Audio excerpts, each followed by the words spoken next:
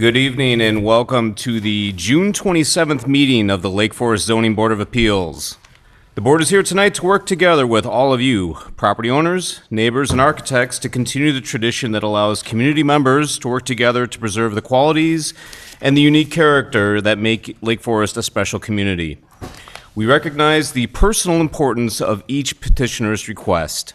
Our goal is to respect the requests of the owner while balancing the interests of the community as a whole.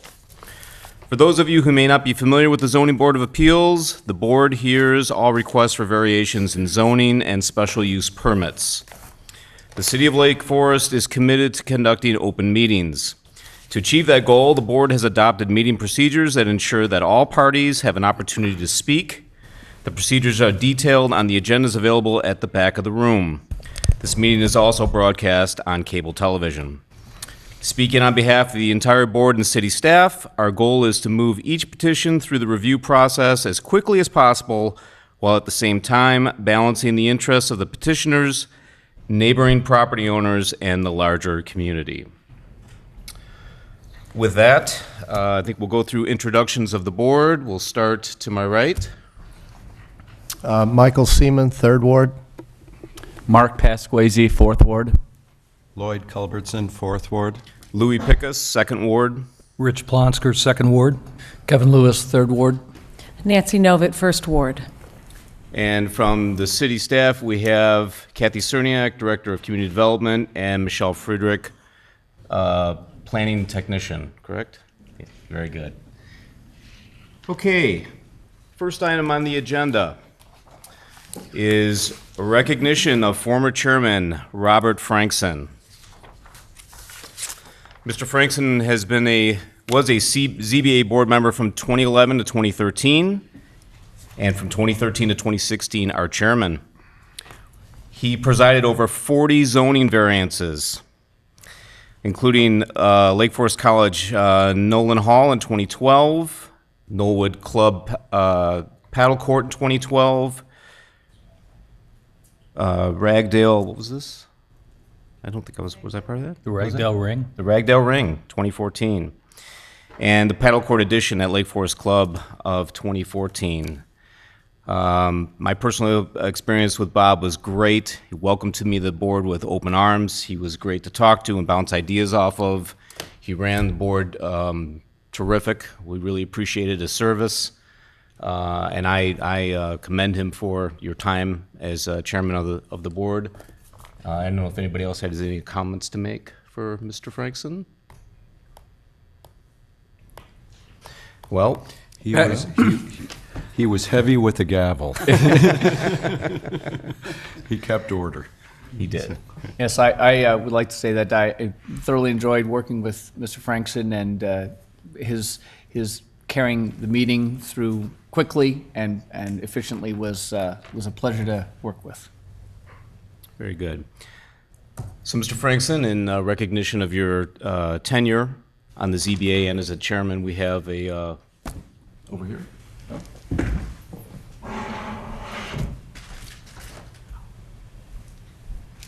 Thank you. We have a plaque for you in recognition to Robert Frankson for service to the City of Lake Forest, Zoning Board of Appeals, member May 2011 to 2013, chairman May 2013 to 2016. Thank you, Mr. Chairman. Thank you, sir. And also a gavel.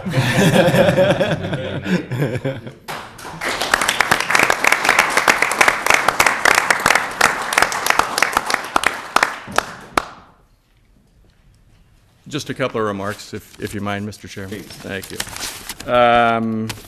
That won't exceed 45 minutes, I'm sure. Thank you to the board for your service. Thank you to the board for your service and support these past few years. I made some good friends. I think we all learned a lot, and the talent that we have up there is unsurpassed. Second, thank you to city staff, Kathy Cerniak, Michelle Frederick, and all those behind the scenes. You know, we are so very fortunate in Lake Forest to have such a fine city staff that ensures that our community remains what it is and does the fine work that it does that helps ensure that the proceedings up here go so smoothly and efficiently. So thank you, Kathy, and thank you to the rest of the staff. And finally, thank you to the community members who are an active part of this process. You know, I think sometimes people think that public testimony doesn't matter. I can tell you that's not the case. I learned a lot from public testimony, and it impacted what I thought up on the board. So thank you for your involvement, and congratulations, and continue on with your good work. Thank you very much, Mr. Chairman. Thank you.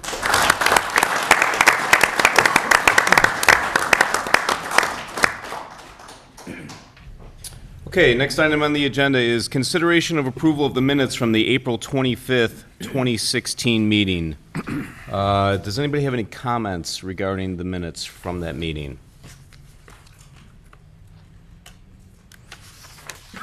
Okay, hearing none, do I have a motion to approve the minutes? So moved. Second. All in favor? Aye. Opposed? Okay, minutes approved. Okay, next item on the agenda is consideration of a request for a variance to allow a replacement single-family residence to encroach partially into the front yard setback at 835 Oakwood Avenue to align with other homes in the neighborhood. The owners, petitioners are David and Catherine Swarthout. The representative is Peter Whitmer. Mr. Whitmer? Thank you. I'm Peter Whitmer, Whitmer & Associates. I have a small architectural firm here in town. 835 Oakwood Avenue is a infill project that we got approved through the Building Review Board last month, and they had supported the project and actually the variation too. The house, what we did was really, and I think you have this in your packet, but this is the neighborhood, and the neighborhood has setbacks varying from 20, I think this is little as 20 feet, and our existing structure is probably the farthest back from the street. But the average, I would say, is around 23 feet, something like that, 24 feet. The other thing that I would like to note is we took consideration of the houses right next door. The one to the north is 20 feet off the setback, and the one to the south is 30 feet. So we've averaged those and came up with 25 feet for the face of our porch. The other thing I would note then is our actually face of the building is actually 33 feet back. So, you know, I think visually it's going to look further back. We felt that the porch was an important element on the house itself, not only aesthetically but functionally too. And I think, you know, unfortunately, a fair number of the houses in this neighborhood, the porches have gotten filled in. But I think, you know, if you drive around this neighborhood, you probably see at least 30 to 40% of the porches still retained. This is just the site plan. The other consideration that we have is that we have the detached garage in the back, which is a two-car garage, and which meets all the setback requirements. We meet the side yard requirements too. But the other thing that's unique about this house is we've designed it for our clients, and it's accessible. So we actually have to pull the grade up in the rear so that you can roll into the back of the house, and also that an accessible vehicle can turn around in the back patio area too. So not that I think that changes the, you know, I think the overlying issue for this is really just filling in sort of the missing tooth in the neighborhood. But it would be very difficult for us to design the backyard grading plus the van location without having the house moved up on the site.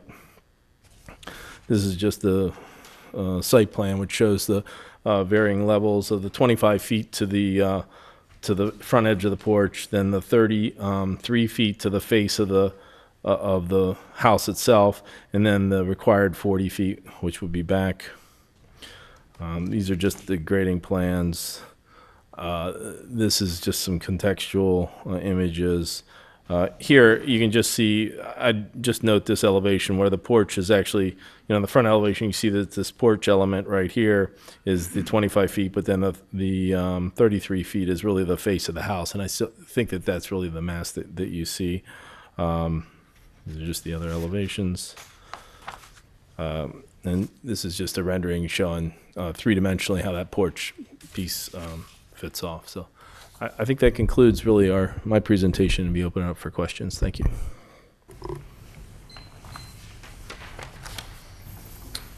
Thank you. I was remiss in, before we started this request, is there any declaration of conflicts of interest or ex parte contacts amongst the board here? No. Thanks. Identification of issues by staff? Thank you, Chairman Pickus. As Mr. Whitmer explained, this is a front yard setback variance request for a new single-family home in an existing neighborhood. They did go before the Building Review Board earlier this month and received approval, a recommendation of approval to the City Council for demolition of the existing non-conforming structure that is on the site today and this replacement structure that's before you this evening. The front yard setback in the R1 district is 40 feet, and they're requesting an encroachment of 15 feet into the front yard setback to compromise between the surrounding homes, as Mr. Whitmer described, and as you can see in your packet, in the neighborhood setback context plan that they gave you. This is a modest request, and as he stated, it does have an open front porch, which will reduce the massing in the front yard. And it also is important to note that this property does not meet the minimum lot size or lot width requirements that were set before today's zoning code was put into place. In your packet, you'll find a staff recommendation to approve the encroachment of 15 feet into the front yard setback, and I'd be happy to answer any questions. Thank you, Michelle. Questions and requests for clarification from the board to petitioner or staff? Questions from anyone? Just a quick one. Hi, Peter. The 15-foot encroachment into the setback includes the porch, correct? Correct. How wide is the porch? I believe it's 7 feet wide.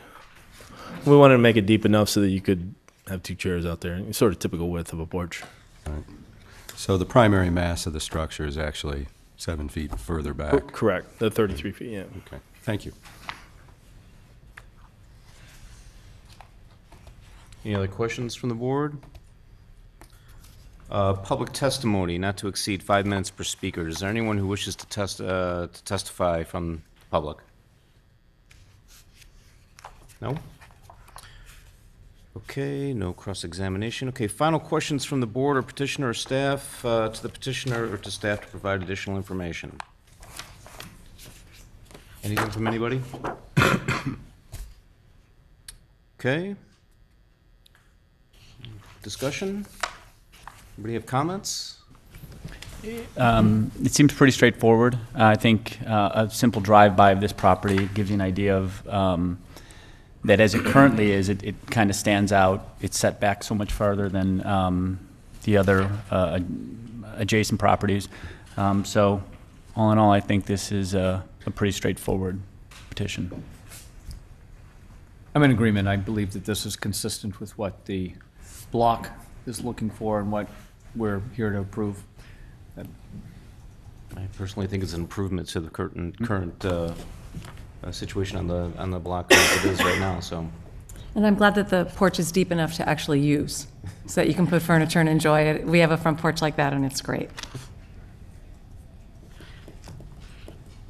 Okay. Would someone like to make a motion to approve? Sure. I'll motion to approve a variance to allow construction of a replacement residence to encroach 15 feet into the front yard setback. Second? Second. All in favor? Aye. Aye. Opposed? Approved. Thank you. Congratulations. Okay.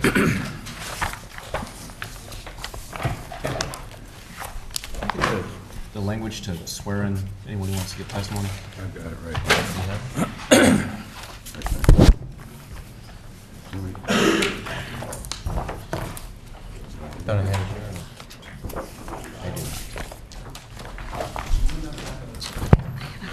Understanding these plans, did you?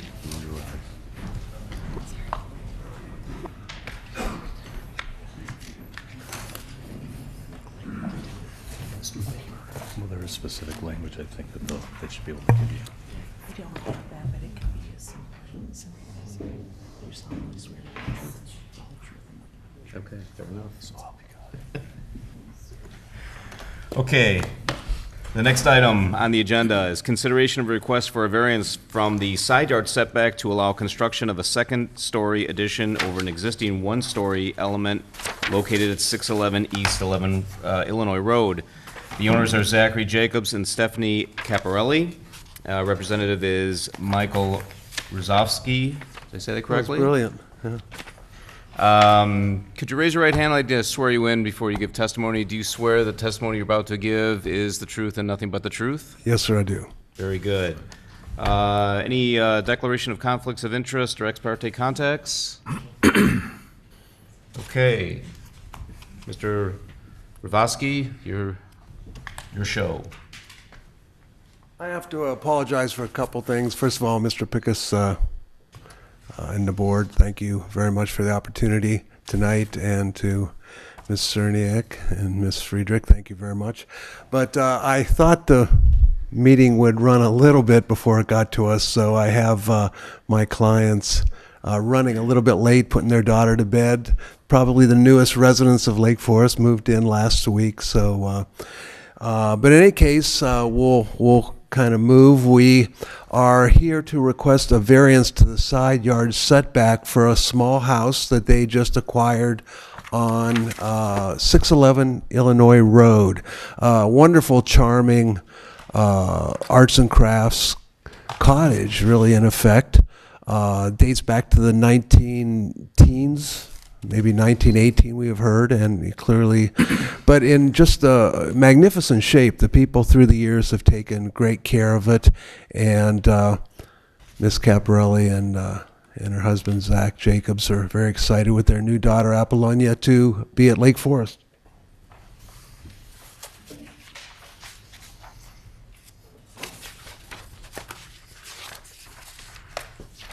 The property here, again, on Illinois Road, across from the college, and in between Wildwood and Washington Road, part of the old neighborhood of Washington Circle, long, narrow properties.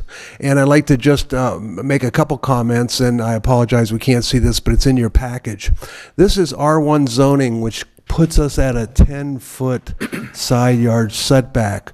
And as you'll see, we're non-conforming to the west side, as many of the houses in this area. But everything behind the property is, I think, GR3. So most of this neighborhood is respecting a 6-yard side yard setback. This strip of properties along is R1, so it's a little bit more restrictive. But again, all older homes most of them dating to the early 1900s, and therefore are non-conforming because of more restrictive covenants that were imposed later.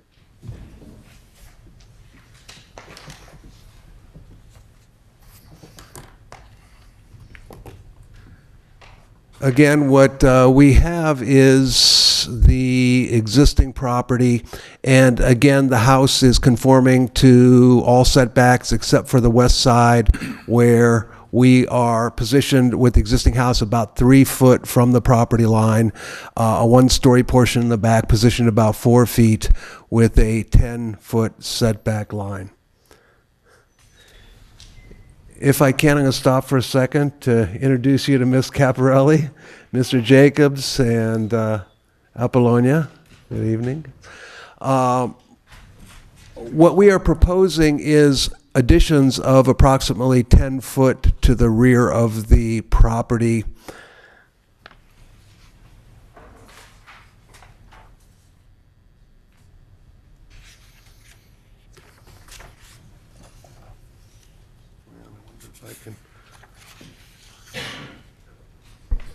This is the subject property with the neighbors. A couple of key points here to make relative to the context we're dealing with. First of all, that addition is back to the west. You'll see that the property to the west is a double-wide lot with the house sitting far to the west on that property. We have substantial plantings, trees that buffer the property, along with a cedar fence. So there's very little visibility of the portion we're asking for a variance to the impacted neighbor to the west. A couple other key points, as you will have seen in your report, is we have a very large elm tree, which drip line extends well close to the house. Our goal is to do our addition to stay respectfully back from that drip line, and that's causing us some of the effect of the design we're proposing. And then I think lastly, the neighbor to the east, and they did a small one-story additions to the rear some years ago. They were granted variances to extend their house. I think they were probably about 3 feet from the property line. So we have some precedent here.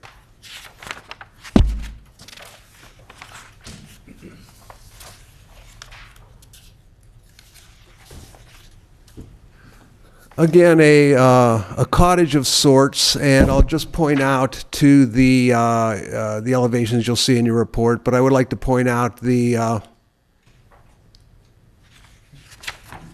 rear, where you will see it's 2 stories with a porch, in effect, element on the second story, but then a 1-story mass here to the west side of the rear elevation. South elevation. That is currently 4 feet from the property line.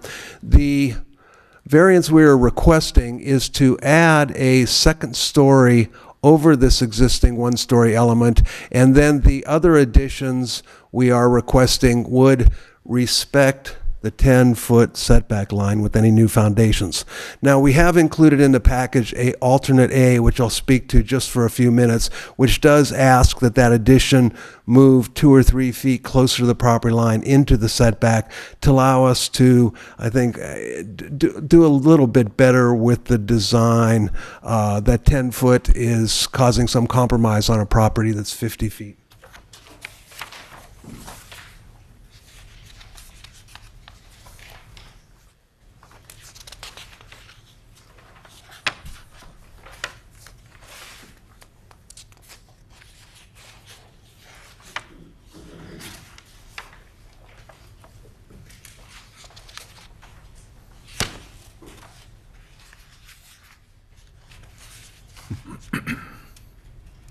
So here is the existing floor plan with the imposed additions.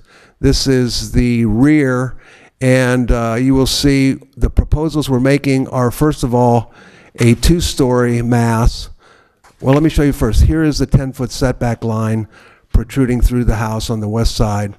And you'll see what we are proposing is a 2nd-story addition over the single-story mass, then a 2-story extension, and then a 1-story element addition, which in this case, the main proposal does respect the setback line and includes a 1-story mudroom with an extended covered porch.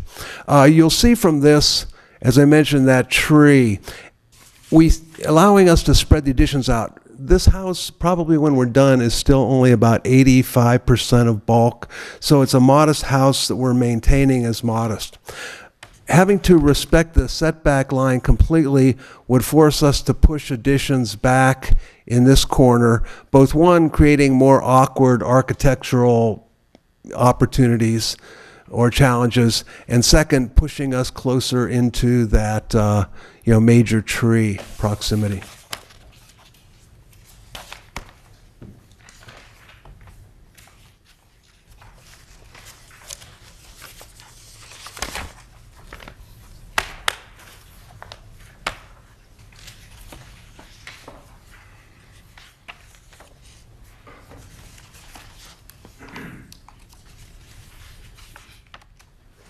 So I'd like to show you here the rear elevation.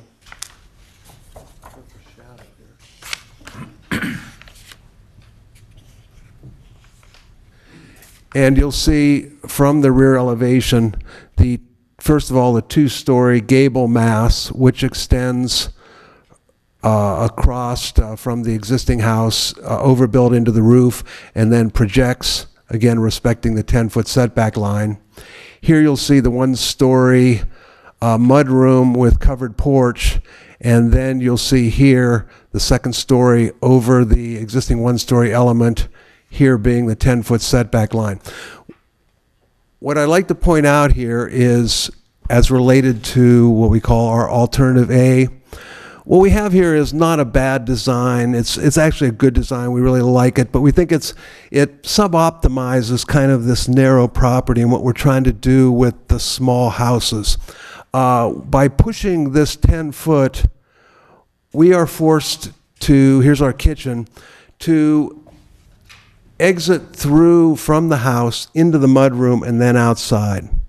You'll see from alternative A, what we're looking to do is a request to push this 2 feet over so that we can introduce a door, a French door, directly from the living area, the kitchen, the family room area, out onto the deck. And with the small properties, which we work on quite a bit, that relationship to the backyard from the house is, very, very important. Moving through the mudroom with family, friends, etc., isn't as desirable.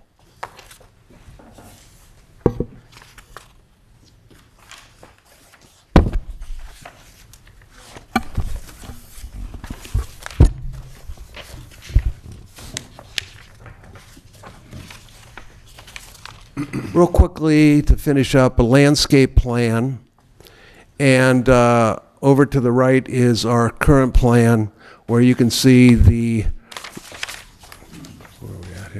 rear of the property, the one-story existing element, and then a very large paved patio. You'll see here our proposal with the the second-story mass, the one-story portion, and then the smaller patio. And again, you'll see our large tree we're staying away from. So with that, again, we're requesting a setback of the 10 feet to allow the addition of the second story over the first floor mass. We're requesting, if you'll consider that, the alternate A, which allows us to encroach 2 feet more with this one-story addition into the west yard, side yard setback, alternative A. Again, hardship, a result of an old home that was imposed with stricter covenants after the fact. And then the extenuating issues as the tree, the supporting elements in terms of the west property being impacted very, very little because of its positioning, and the precedent that exists on the east side with a not too unrecent variance granted for that. So with that, I appreciate your consideration. Thank you very much. Thank you. Identification of issues by staff. Thank you, Chairman Pickus. This is a side yard setback request for a second-story addition over an existing one-story element, which is about 4 feet from the property line as it exists today. The request before you tonight that staff supports is for the addition to keep that 4-foot distance from the property line as presented in your packet. The R1 setback is 10 feet, and this property was built prior to the existing setbacks that are in place today. The overall project does request several additions and alterations to the existing house to modernize it. And what we encouraged the petitioners to do was to minimize the setback variance that was requested in updating the home, but to also make it functional. Mr. Horofsky also noted the 2 heritage trees in the rear yard. We did have our city arborist out to look at those. He also did encourage that they stay about 25 feet away from those trees as the designs are presented here tonight. The recommendation before you tonight is in the staff report to approve an encroachment of 4 feet from the west property line, consistent with the existing one-story element. And I'd be happy to answer any questions. Thank you, Michelle. Questions and requests for clarification from the board to petitioner or staff? I have a question for staff, and it's more maybe technical from a standpoint of the plans that we were provided were not completely dimensioned in all areas. Are these the plans that would be used for the construction of the home, or are these conceptual only at this point? Are these signed architectural plans, or could you kind of clarify what level of detail we would expect from them? There would be different, more detailed plans submitted to staff for review and approval when it does come in for permit. That will have dimensions in areas that might not be noted. There'll obviously be some more construction details to them. If there's some specific questions, either the petitioner or myself might be able to answer them. Perhaps just a follow-up to the petitioner. If I could, Chairman, I understand that there was this discussion about alternate A, and I understand that you're requesting an alternate A as what you're proposing that we consider. Staff has indicated that the option without alternate A is the one that they're recommending. Could you clarify what exactly it is that you're looking for, if that's okay, Mr. Chairman? No, that's a great question. We would clearly like to be able to position our new addition not 10 feet, but let's say 8 feet from the property line, which is alternate A. That lets us shift the one-story element. If you look at this addition, you'll see that our additions are positioned relatively close to the center of that elevation. In a thin property, to me, that creates just a little bit of awkwardness. I would expect to see that element moving a little further west. So what we're requesting is, we're here to ask you to consider that, but certainly we recognize that the staff has been supportive of our request for the second-story addition. We would, further like the board to consider that additional 2 feet on that other addition, which positions it about 6 feet to 7 feet from the property line, 7 feet from the property line. But in this case, if it was GR3, it'd be no problem. But because we're R1, it's 10 feet. Long answer to your question, but we would like you to consider the alternative. However, we appreciate the board's support for the main design element. I'm a little confused. My understanding, maybe staff can help clarify. My understanding is that the proposal staff is supporting is already encroaching 6 feet into the side yard setback. Is that correct? That is correct. Okay, so now we're 4 feet from the property line.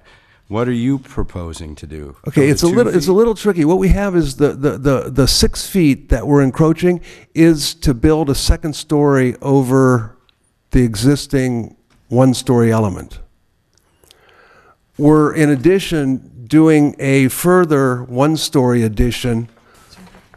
Okay, here is the encroachment, if you can see that, of the 6 feet to build the second floor over an existing one-story element.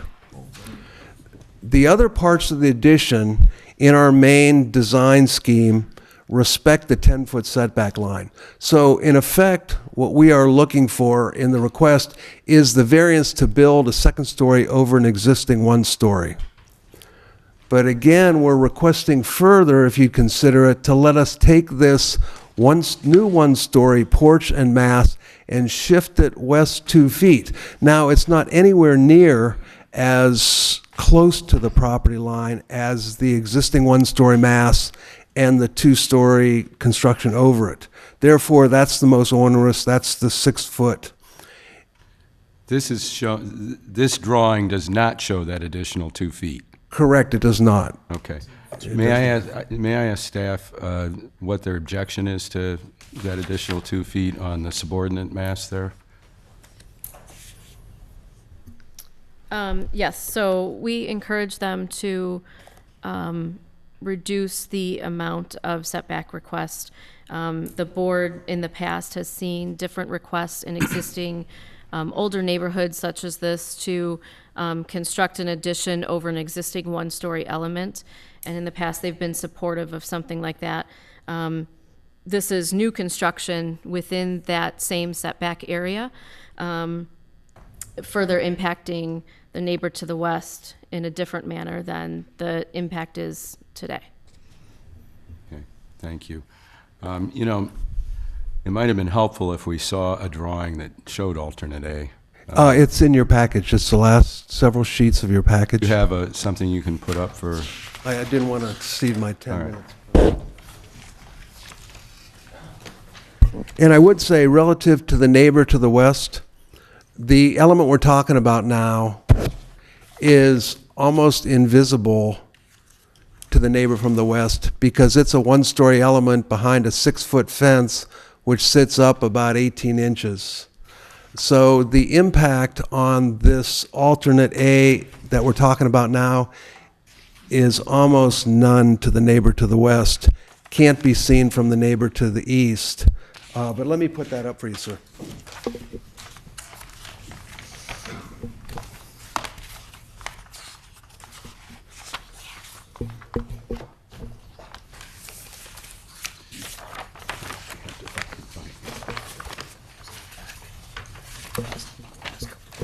I think it's this page it needs to show. Still. This versus.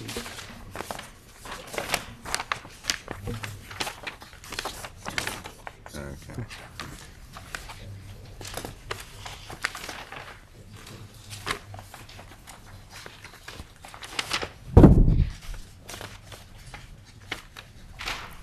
Chairman, if I might also make another note, what was noticed to the neighboring petitioners, or the neighboring properties rather, was the plan recommended for approval by staff. The alternative design that is presented here tonight came up after those notices were sent out. So a new notice would need to be done if the board was going to take action on the alternative. That's correct, Thank you. yes. Thank you, Michelle. That's correct.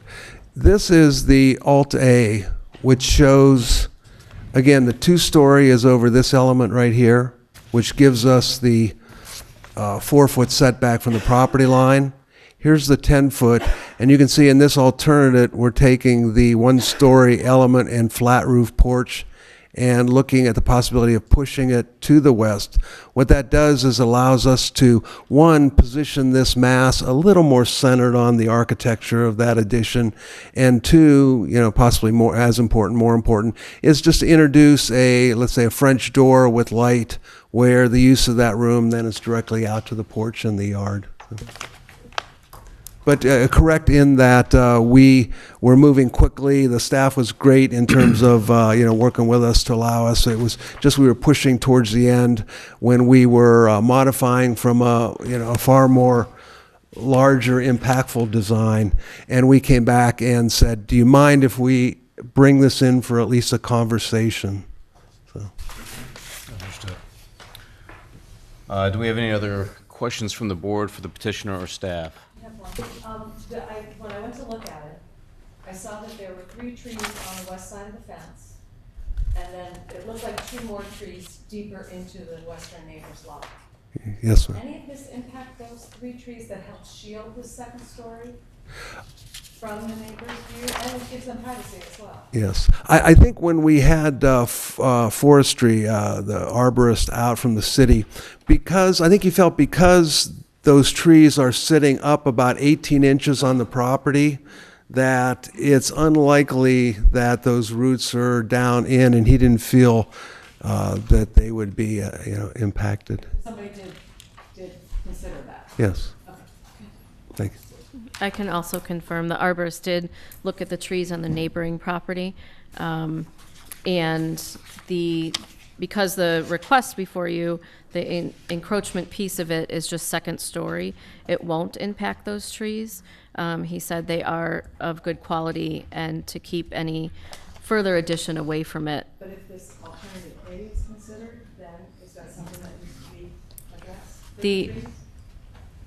He would, If A wasn't on the table, then that's correct. He would need to look at alternative A.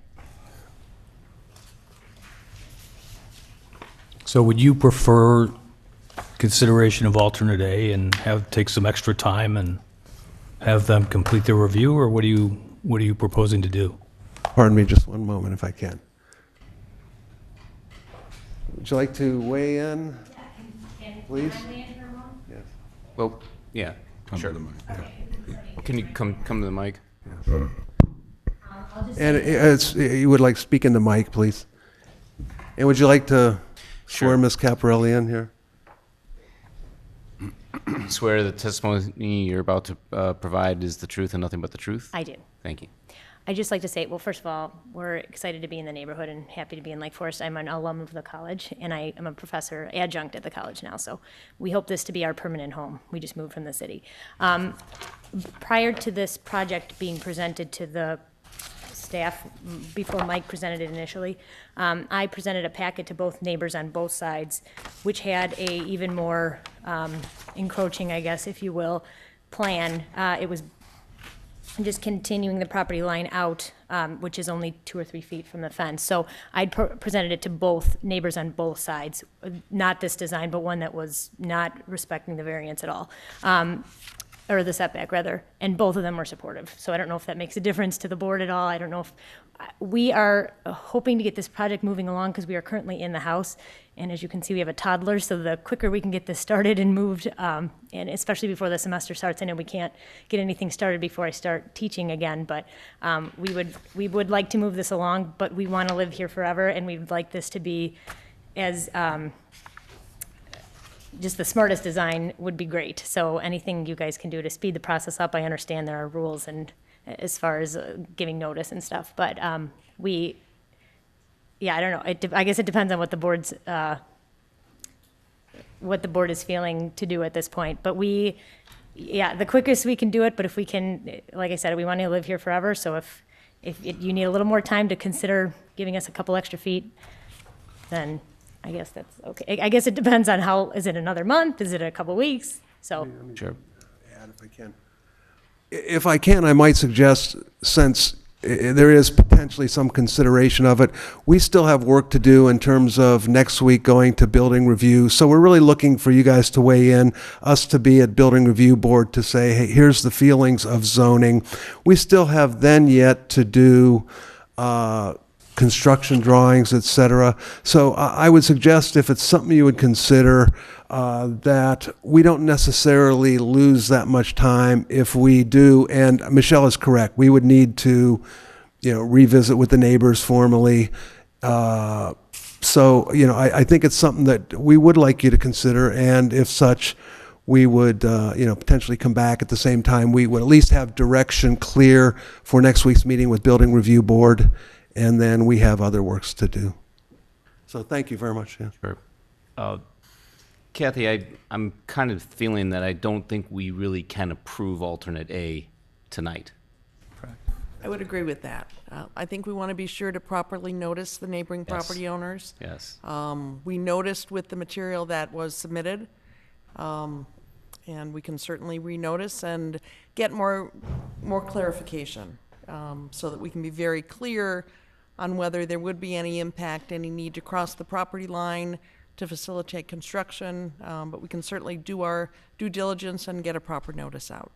So if we approved the original design tonight, could they come back next month for alternate A? They could. Okay. Or is it easier not to approve the original design than just have them come back once and approve what I heard is that timing-wise, there's the time to come back next month.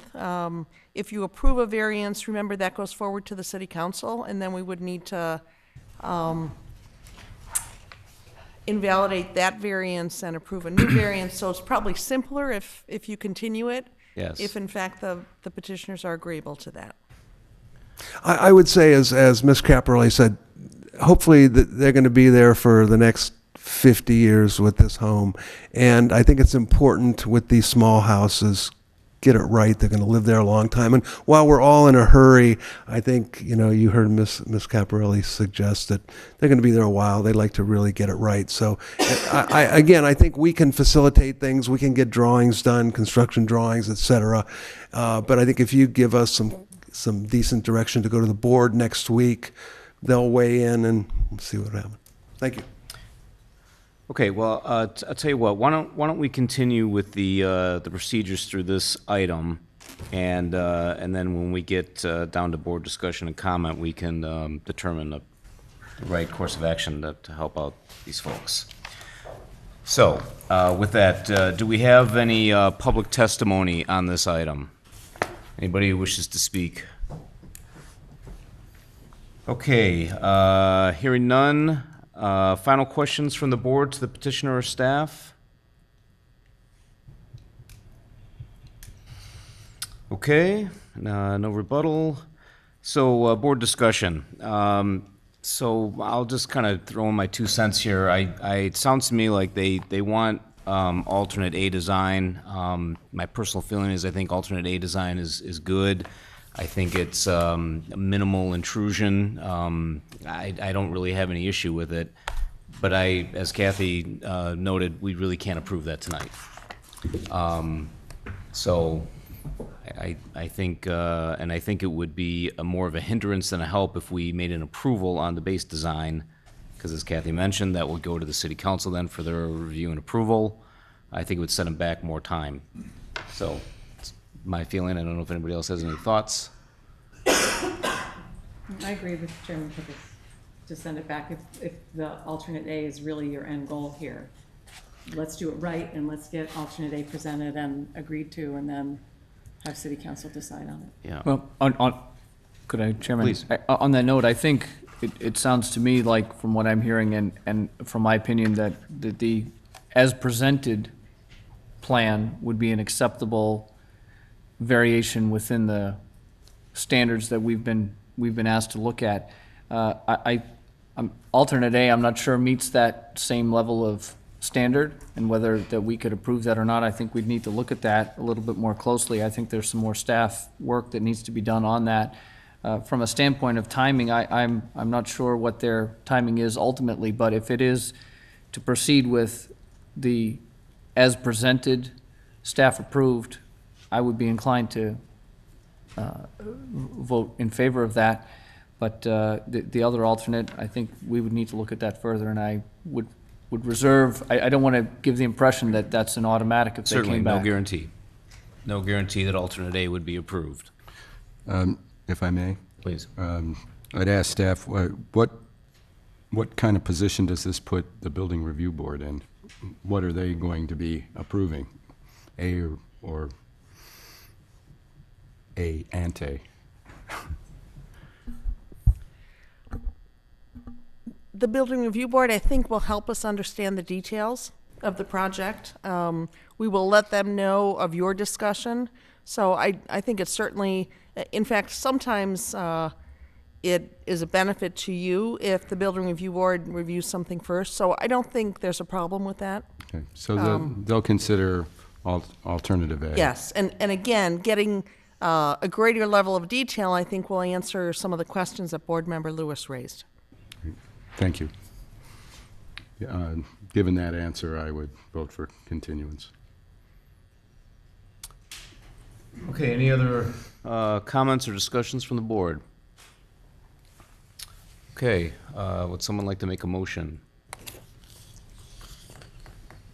Move that we postpone, we Continue. continue consideration of the setback variance for 611 Illinois Road to next meeting to consider alternate proposals.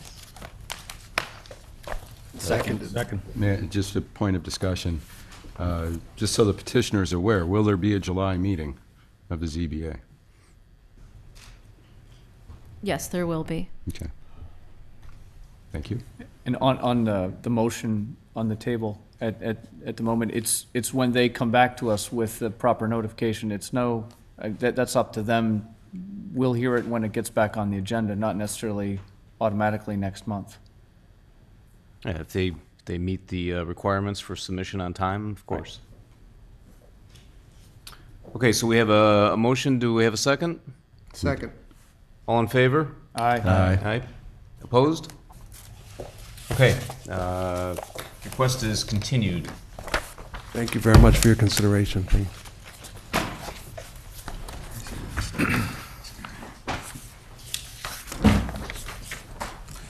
Okay.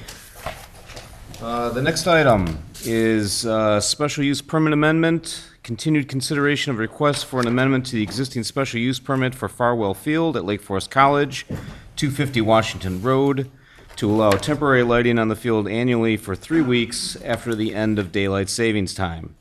The owner is Lake Forest College, the representative is Jackie Slats, Director of Athletics. Because I know there's been a lot of interest on this one, I'm going to ask that anyone who intends to testify to please stand and raise your right hand.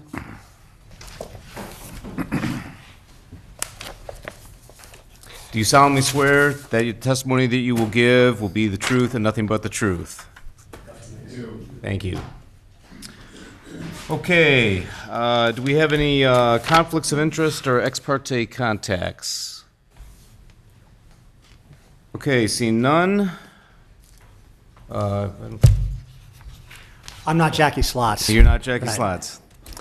Thanks very much, Mr. Chairman and members of the board. I'm Steve Scott. I'm the president of Lake Forest College, and we appreciate very much the opportunity to be here again to talk about something that's very important to the college. And let me begin by just emphasizing that this really is a very special need that we have that we cannot satisfy without what I think is a really limited, reasonable amendment to the special use permit that the college presently has. What I'd like to do, because I wasn't able to be here with you at the March meeting, is take just a very few minutes to give a little bit of context about why I say this is so important to the college, and then we have a few slides that we will show to give the fullness of the proposal that we're asking. The context in a word really is competition. And to say a little bit more about that, or I should say on average, every student applying to Lake Forest College today is applying to 7 colleges. And because our applicants are uniformly high quality, they're basically getting accepted to those 7 colleges as well. It's rarely not the case. So what that means is that we're competing very directly with a half dozen other schools for just about every student that we admit. We share data on admissions with 26 other small colleges in the Midwest, high-quality small colleges. And as of last month, 16 of those colleges were short of their enrollment goals for this fall. So that gives you just a sense of what the competitive environment is that we are in today. And I'll add just this personal note. I've been at Lake Forest College for almost 15 years. I was at the University of Pennsylvania for 7 years before that. And I have never seen admission competition the way it is now. I've never seen it as intense as it is today. We have never had to compete as fully and aggressively for every student as we do today. It's a buyer's market. The students and their parents are the buyers. And in a buyer's market, even little distinctions make a difference. So that's just a little bit of background context that I think is important to keep in mind as we go through this. As we presented in March, where our football team and our men's and women's soccer teams participate in the Midwest Conference, the Midwest Athletic Conference, there are 9 other schools, 9 other permanent members of that conference. None of the 9 do student athletes on their football or soccer teams, women or men, need to leave campus to practice or to play a game. All of their practices and games are on campus fields. If our students need to leave the college today in the environment that I've described, for the last 3 weeks, probably the most important 3 weeks of any given season, if they need to leave campus every afternoon to go to a remote field, the upheaval of that is going to have a major consequence on our recruitment process at the college. Just think about it for a minute. What it would mean is every afternoon, students got to pack up, jump on a bus, go somewhere else. very potentially miss a class or part of a class, be off campus while it's dark, come back, very likely, or at least very possibly miss dinner because of practical restrictions on the ability of our dining hall to provide full service options past a certain point in the day. Team spirit is going to go down, and there's going to be a really deleterious effect on the entire environment. If we're competing against the 9 other schools in the Midwest Conference, as we often are, for student athletes we want to bring to the college, and they're confronting that, as opposed to going to another college where everything is contained on campus and it's all together there, it's a significant recruitment disadvantage for us. There's really no way to ignore that. 30% of our entire student body is made up today of student athletes across all the sports that we offer. Almost 10%, about 150 students, are on either our women's or men's soccer team or our football team. So this is a major portion of our student body that could be very directly affected by what we're talking about here. Given all of that for me personally, and if I'd been able to be here in March, I would have said this, I can't support use of a remote field for our team's football, soccer, or otherwise, period, because of, I think, the impact that it could have on our recruitment process today, as I've explained it. But it's a moot point in any case, because we don't have another field to go to. I know there was a lot of testimony about that in March, but the end of all of that is there isn't any other place for us to go in the final 3 weeks of our fall seasons in any case. So we're really talking about how we can make this work best for the neighbors and the college in those final 3 weeks of a season every year. You gave a number of directions or instructions to us in March that I think we've really tried to abide by, asking us what else we could do to make the proposition before you more acceptable, easier to stomach for neighbors who really don't look forward to this. And I want to cite several things that my colleague then, Jackie Slotz, our Director of Athletics, will have more to say about in detail as we show some slides. But we've reduced the total number of hours per day from 4 to 3.5. So the maximum number of hours that we would be using the temporary lights we've requested would be from 4 o'clock in the afternoon to 7:30 in the evening, 3.5 hours per day, only again on weekdays, nothing on the weekends, nothing for games, only for practice. We've directed the lights entirely away from Illinois Road, again, as you'll see on the slides that we show. So there really is no light spillage at this point onto Illinois Road. We believe that is all in the best way of doing this. It's not best for our practices, frankly, but it's certainly the best for the neighbors and provides, I think, the least amount of spillage all around the field for everyone concerned. As you'll see in a moment, we're going to baffle all 6 of the light poles all the way around each pole, so the baffling will be considerably more than what we presented in March, and I think considerably reduce any noise that might emanate from the lights that we're going to use. We've already installed and improved new landscaping. We're committed to keeping that landscaping and installing more when we need it. And as I think has been presented to you by staff, we're prepared to pay for a consultant. The city chooses the consultant to come this fall when we first have the lights back up in the first couple of weeks of November to monitor the lights and to see whether there's any additional suggestion that an expert consultant on light and sound might give us for repositioning the lights still further or doing something else that could minimize the impact of this. We'll pay, but the city chooses. I think as a result of these steps that we've taken, we've met with a number of neighbors, spoken to a number since March, and I think, as you've seen in a number of the letters that have been submitted to the zoning board, and perhaps in expressions you'll hear from some tonight, we have support around the field, not from everybody, but from a considerable number of neighbors for the lighting that we propose at this point. And that's, I think, because of some of the changes we have made and the outreach that we've done. For those who don't support, who remain in opposition to this, I would simply offer, for a maximum of 3 weeks, following the end of daylight savings time into the middle of November, 3.5 hours a day for no more than 5 days a week. It's a modest inconvenience for something that is really important to the college and that will make a major difference in our ability to do what we do well and recruit the students we need. So with that, I would simply underscore the vital nature of this request. It's not a small thing for us, and ask the zoning board, urge the zoning board really to approve it. With that, I'd like to turn it over to my colleague Jackie Slots and a brief slide presentation we have, a couple of which you've seen before, a couple of which are new, but that will just, again, bring this in so you get the whole proposition in front of you. Thanks very much, Chairman.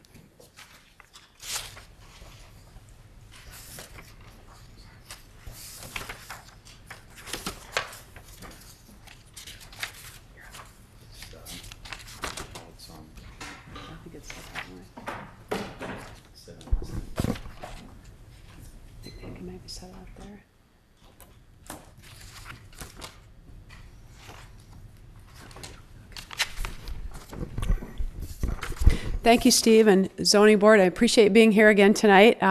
Unfortunately, I get to see the president for the first time. You're seeing me for the third time this year. But I do want to just quickly echo some of the things that President Scott talked about. For some of you that haven't been here, we do have a few new slides and a few slides that you've seen before, but tried to clarify things that were brought up in March that you guys had asked us to do. So hopefully you'll see that here. Real quick, the temporary light usage, quick review. The president just talked about it in terms of what we're looking to do. We've taken our maximum proposal of 60 hours to 52.5, and we will do that by basically reducing our practice time a little bit. It takes about 15 minutes to shut all the lights off. We had originally put in a little bit of wiggle room. We've taken that out now, so we will be tight, but we feel like if that's important to our neighbors, that we're willing to try to make that concession. Looking ahead a little bit. There we go. Oh, wrong way. Here we go. Hang on. Okay. There we go. That's the one. Real quickly, a review of the 5 things that we have done since we were here. We reduced the practice time by 30 minutes. We completed the landscape improvements outlined in the February meeting.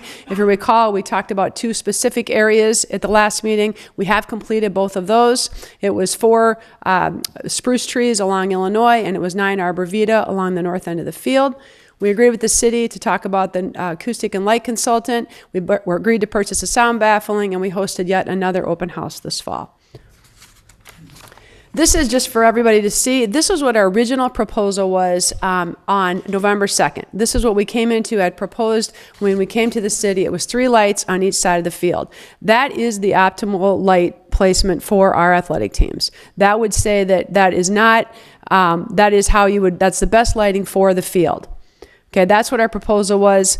And then after, though, coming to the meeting in September and hearing from, hang on a second, there we go, one more in there. So on 11/5, so right when we installed the lights, and I want to talk everybody through this. Let me go back a second here to this one. Okay, so right here, you see the 6 lights. The 2 bolded yellow, that's where we put the baffling in, and we'll show you the baffling here in a second. But the baffling is acoustic baffling that goes around each of the lights.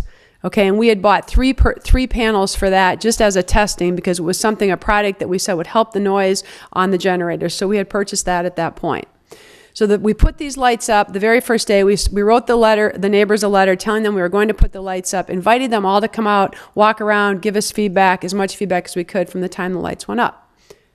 We turned around then, and on the after like 2 or 3 days of walking around and assessing everything, hearing from neighbors, we knew immediately we had some challenges. The neighbors that and then we tried to actually move lights around every day. We were out there for about the 3 hours after the whole time the lights were up, trying to move things, trying variations to see if we could still light the field and try to address all the neighbor concerns that were done.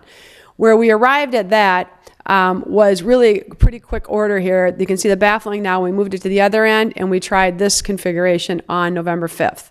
Okay, it still didn't solve all of our issues, so we came back again about a week later on November 9th, and we have one more, but this is the proposal we're bringing to you today, was this configuration, which is the 6 lights. There are 4 that are facing away from Illinois, 1 on the east and the west side of the field facing in. This gives us enough light for practice. We believe it addresses all of the neighbor concerns that were brought up to us throughout the time that we did this. And this is our proposal that is before you today. And again, the dark yellow is just to show the baffling that exists on the lights.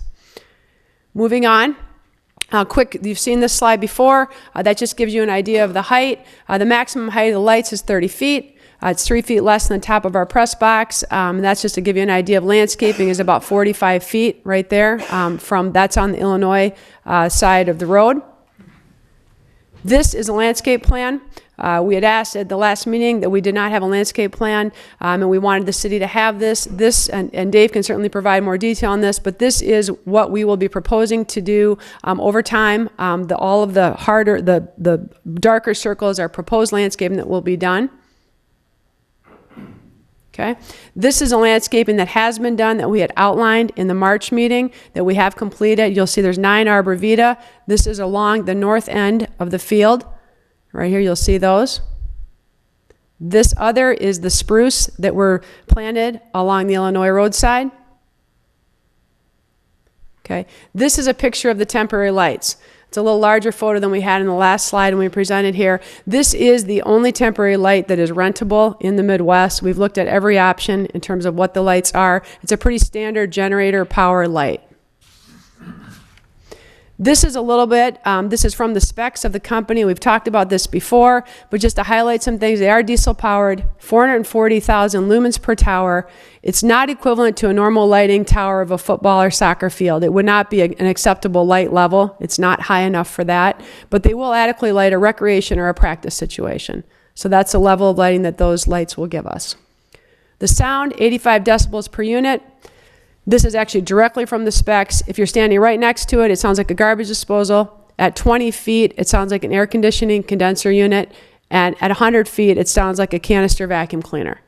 That's from the specs of the person, of the company that produces the lights. This is a picture of the baffling. I think a lot of people were questioning that over the couple of times that we've appeared before everybody. This is actually the baffling of the lights. You can see we had purchased 2 sets of 3 sides of each here. Our plan will be to completely surround those now, 4 sides all the way around on all 6 lights. So that will help with sound. And then the last one is just to give people an idea. The 6 light placement that we show right here, of the 6 lights we had showed you with the yellow boxes, basically this is the distance from the lights to the nearest home. And you'll see on there that they range from, our lowest is 85 feet from 524 East Illinois Road to 250 feet from 587. And that's each of the light distances to the nearest property line. And again, just to remind everybody, this will be after the baffling in terms of sound. And the light part we've already, I think, talked about to the point of that. But that should hopefully give, really it's not a lot of detail because we've gone through this a couple times, but trying to highlight the things that I think we heard from you were important at the last meeting. We've heard from our neighbors since we've been here before you. We've tried to do everything we can to be a good neighbor. And I think the last thing that I would add, and I said this, I think, at the very first meeting, one of my jobs as athletic director is to do everything I can to have our student athletes have a terrific experience at the college. And this is really one of those student welfare questions that comes up to, what is the best for the student athletes? And clearly, it would be incredibly helpful to us to allow our student athletes the opportunity to practice on their home field at the most important time of their year. We also have talked about the department has had more success, and that's exciting for the college in a whole lot of ways. And I think that postseason opportunities and success to play that in front of our own fans is just really a nice opportunity as well. Final note, there will be just to clarify, there's no addition, this is no lights for contests. This is only practice. I know that's been an issue that's out there. And then the other question to clarify, we do not need noise at all, any kind of anything other than our contest for PA announcers. I know that's been an issue that's been brought up as well. So there's sort of different issues, but we're just trying to solve an issue that we have with our practices. We're not asking for permanent lights. We really just want temporary lights to help us for the up to 3 weeks in the season. And again, this year, we only used them for 27.5 hours, which means we needed them for 2 weeks. We installed them for that additional week. If you recall, we invited neighbors to come back out. We turned them on one additional night, invited neighbors to come back out and walk around the field with the lights in this placement here to get their opinion on that. So we had one additional meeting. We kept them that night, and we were there to try to get, again, more feedback on what we had proposed. So I'll stop there. I'm sure there'll be questions, but hopefully that helps clarify a little bit of what we're proposing this evening. Okay? Thank you. Identification of issues by staff. Thank you, Chairman Pickus. First, I want to take just a few minutes to talk broadly about special use permits. And some of you have heard this before, but there are a few new members. the city of Lake Forest uses special use permits as a tool, as a way to allow a variety of uses, private clubs, churches, schools, hospitals, the college, to coexist with single-family residences for the most case. The city has chosen not to adopt government zoning or public land zoning or institutional zoning. If the city adopted those zoning districts, and many communities have, essentially the college wouldn't be before you tonight. If they were zoned institutional, there would be a whole list of things that they could simply do without any public review. The city of Lake Forest traditionally has held on to the residential zoning and the requirement for special use permits to provide forums like this, to assure that when institutions grow and change, that there is an opportunity for public comment.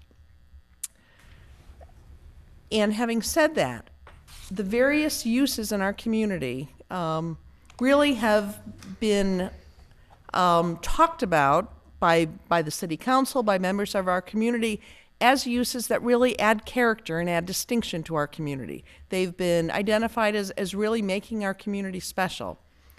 However, those special use permits aren't static. I think the hospital is probably the most significant example. The hospital recently went through a process to have an amendment to their special use permit to adopt an updated master plan. That updated master plan is what is allowing the new hospital to be constructed. Vastly different hospital campus than existed for many, many decades in the past.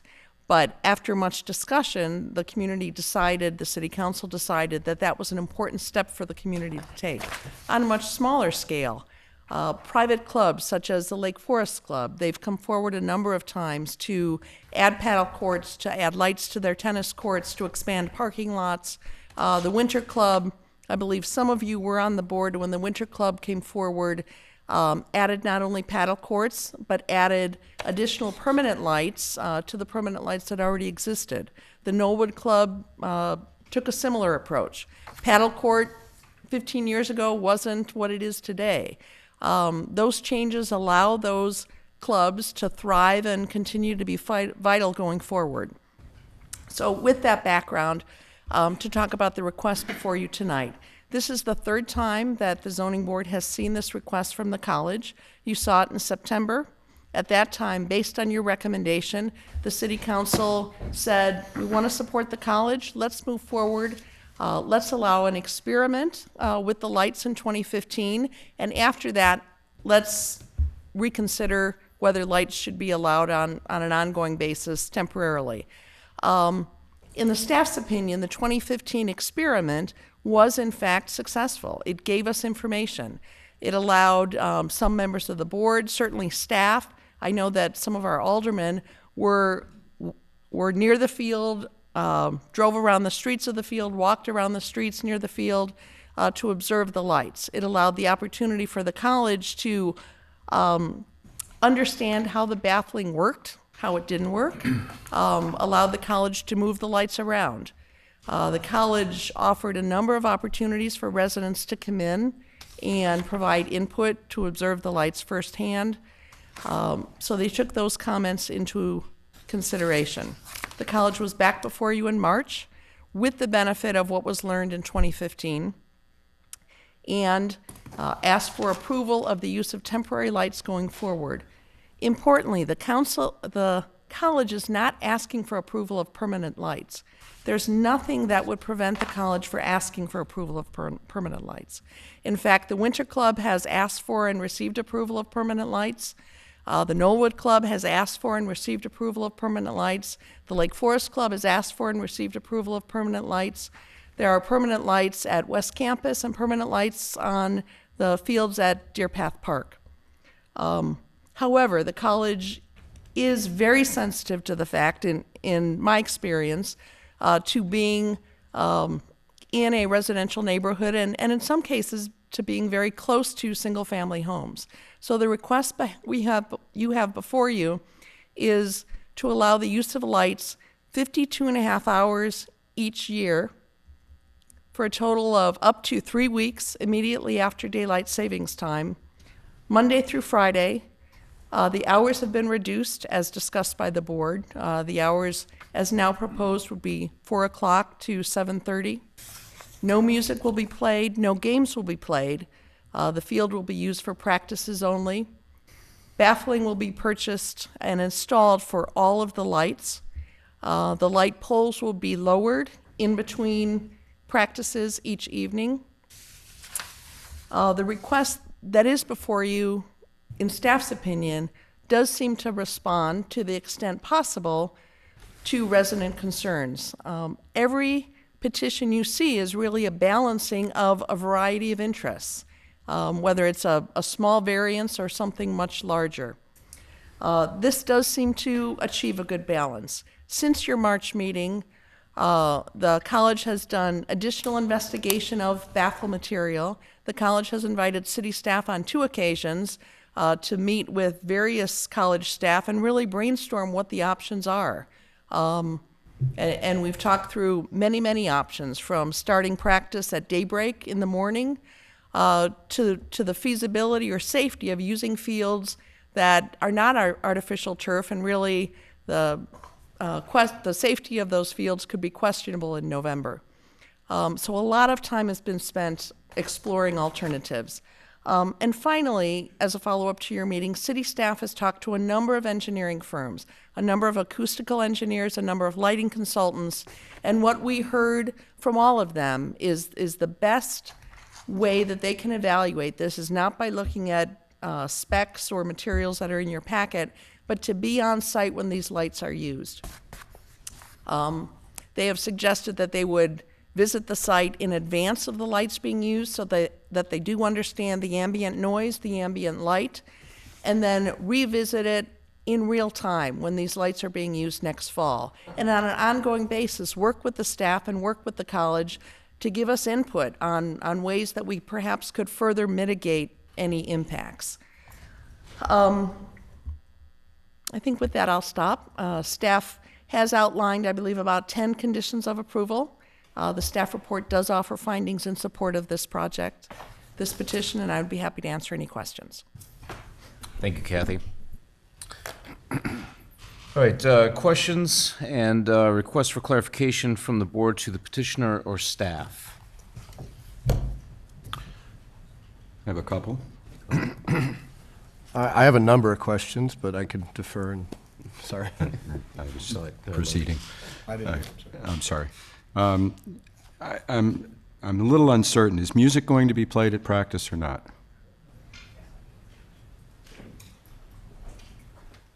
I'll just jump in quickly and say no. No music during practices. And you'll accept that as a condition of approval? Absolutely. Okay. Along the same lines, you've once again indicated 440,000 lumens per lighting tower. Are you willing to accept that limit as a condition of approval? Yeah, those are the specs on these existing towers. And but are you willing to accept that as a yes. condition of approval? Yes, thank you. Staff, I just ask you, what do we do in case daylight savings time changes its schedule? Can we incorporate something into the You had asked that before, and yes, we can certainly incorporate language that speaks to the fact that if daylight savings time changes, in no event would the lights be used for more than 3 weeks without further approval, or something to that effect. Okay, for reconsideration by the zoning board. Okay, thank you. That's all I have for now, Mr. Chairman. Sim. How many student athletes are we talking about that are participating on these 3 teams? About 150.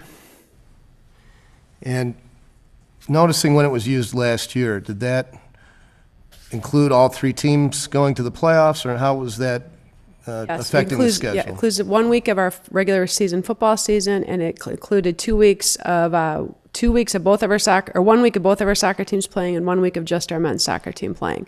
Then they lost in the NCAA tournament, and that's why we did not use the 3rd week. Our soccer team had lost.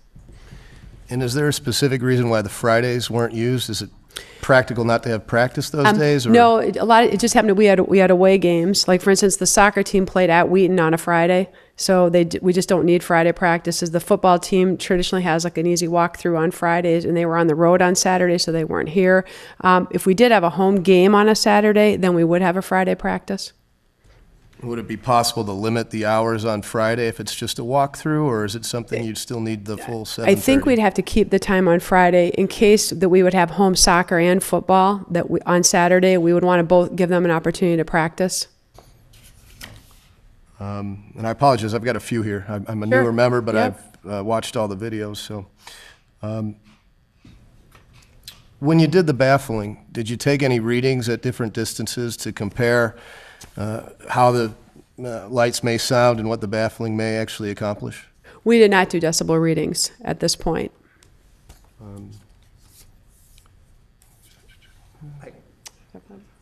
I might also just add on that, again, this fall will be the first time that we have full-scale baffling around all 6. So we'll be doing, I think, probably a good bit of testing then, but we have not had that opportunity. And then I had a couple of questions for staff, if it's the appropriate time to ask. You mentioned that we don't have a institutional zoning district. This is currently R4 zoning, Correct. I believe. And should the field become obsolete, would there be anything preventing development of this under the R4 district or sale of this property and rezoning to the R1 district? There are a variety of zoning districts in this area, many of them small lot districts. I believe the entire campus is R4, but I may be incorrect. But no, if some part of the campus were to no longer be needed for campus purposes, then certainly subdivision, rezoning in accordance with surrounding properties would be certainly reasonable for consideration. Thank you, Mr. Chairman. That's all my questions. I have a question. I think I agree with what Kathy said about being able to really evaluate this only based on a site tour. Once once everything's in place and it's in operation and we see the new baffling, see how it works, see how the neighbors react, and so on and so forth. And it seems clear to me that the college has done virtually everything it can think of to try to mitigate the exposure to the community and try to find a solution that is acceptable to the neighbors. And I also understand the recruiting challenges that you have, and I believe those are true. And I guess I have a question of the staff, and that is to give the college the ability to say to its incoming athletes and students that it's going to have the lights and the ability to practice after hours like this, I think would be an advantage to them. And I'm wondering if at the same time there's a way, because we haven't been able to do it yet, to see the sort of the field experience of what they're actually going to do, to put a condition on approval, if we were to give that, for the requested 5 years to go back, and after a year, if it's not acceptable, or it continues to be a problem, if there's a way to revoke the special use permit, so that we're sure that we create a situation where we address the college's needs for what they're talking about at the same time, give the neighborhood a chance to make sure that we get it right. Because I personally, I hear about the baffling and I understand what they're trying to do. I'm not sure what it's going to sound like, because I haven't been there, I haven't seen it, and I'm sure a lot of the neighbors feel the same way. Because I don't think any one of us in the room, and maybe I'm wrong, is an acoustical engineer or a lighting engineer, I think it's hard for us to evaluate that. The staff recommendation is actually to approve this petition, set in place a 5-year mark where the city council would review this, determine if they'd like to remand it back to the zoning board. But to give that approval, so there is some certainty for the college and for the neighbors. But as a condition, that consultant would be brought in. Our code does not specify decibels or lumens. However, in talking with consultants, there are accepted standards. So the idea would be to bring that consultant in 2016, work with that consultant and the college to implement any measures that would be appropriate. But certainly, if after the 2016 use, or if after 3 years of use, there was something that clearly was out of compliance with the intended approval. Any special use permit at any time can be rescinded by the city council, can be remanded for further review by the city council. So there's nothing that would lock them in. As I said, a special use permit is not forever, in that it can be amended at the request of the petitioner, but it also can be rescinded by the city council if the result is not what was represented or what was expected. So there is that safeguard. Kathy, if a consultant is retained, and I'm led to understand that it would be the city would select the consultant, and they produced a finding or a recommendation to city staff, could city staff then turn around and impose that condition by way of the special use permit, and in such a way that it was binding upon the college? The way that this is written, and certainly if you recommend approval, we would then review the ordinance with the city attorney. But yes, that would be the intention, that if the city or the consultant recommended some further baffling, that yes, city staff would be able to work with the college to see that increased baffling is implemented. Okay, thank you. I have a couple of questions for the college. What time are practices held before daylight savings time? In the same time frame, 4 to 7 o'clock is our time frame. We have actually a blackout policy for practices from classes, and that's when the traditional practices take place. Okay, so same times. And then, prior to 2013, you were using the Bears facility for practice, correct? That's correct. Our football team was going to the Bears facility, correct. So in 2013, that wasn't hindering your recruiting abilities by busing kids to the Bears facility, where it is not where that would be now? Well, it was a hint. Was it a great situation for our student athletes? No. I think the difference since 2013 is, in addition to football, that being gone, is we also have our soccer teams as well. And when football had to come back to campus, there just isn't space. So one team, it isn't ideal to move anybody off campus ever. But really, our soccer teams, we didn't have the space. We couldn't have 3 teams. And really, when the football team had to come back to campus, we didn't really have any choice. So when the football team was at the Bears facility, the soccer team was using the football fields? They were using the football fields, and if you recall, our soccer teams were not as successful then, and they weren't in postseason play. The last 3 years, we've had conference championship soccer teams, which was not the case 4 years ago. And so that makes a little bit of a difference. And we never know that, but we have won. Our men and women's soccer teams have both won conference titles in the last 3 years, and 2 of the 3 years they've actually played in the NCAA tournament. So we've had good teams, a run of good teams. And so this has really become more of an issue because daylight savings time has crept up earlier in the year, correct? Yeah. I mean, it's always moved about a week, but it has become a bigger issue. That's correct. Yeah. Okay. It conflicts more with the play. It actually conflicts with the regular season, which makes it really hard. It used to sort of just conflict with playoffs, but the way that the cycle has changed, it now conflicts with even the last regular part of the football season. Thank you. Any other questions or comments from the board to staff or the petitioner? Okay, well then we'll move on to public testimony. Before we do that, I think I'd like to propose a 10-minute break. So it's 8 o'clock right now, a little after 8. We'll reconvene at 8:10.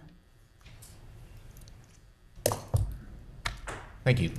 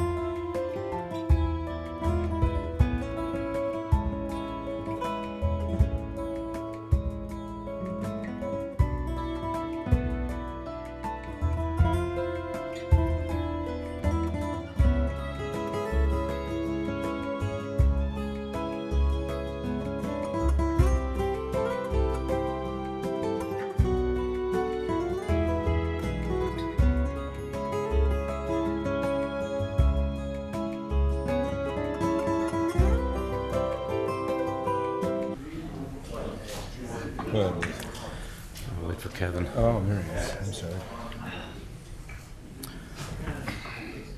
Okay, we're gonna restart our proceedings here. I do have a list of requests to speak.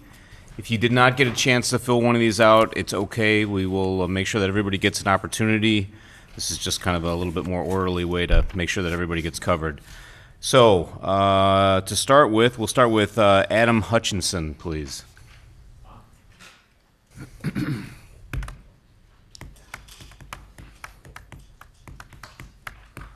evening. I didn't know I'd have the honor of going first. You have the honor. So please state your name and your address, please. My name is Adam Hutchinson. I live at 597 Rosemary Road, which on the picture is probably worth noting. It does not appear on this picture. However, if you looked underneath the Google copyright sign, that's where my house is.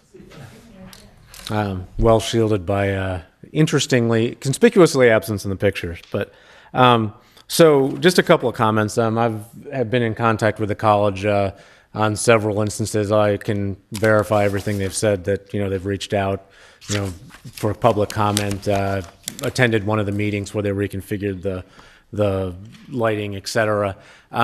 And the lighting configuration they're proposing here is at least partially due to some input I gave, where they had lighting along the side of the field, the north sideline of the field. It was extremely loud, both on my yard and inside my house.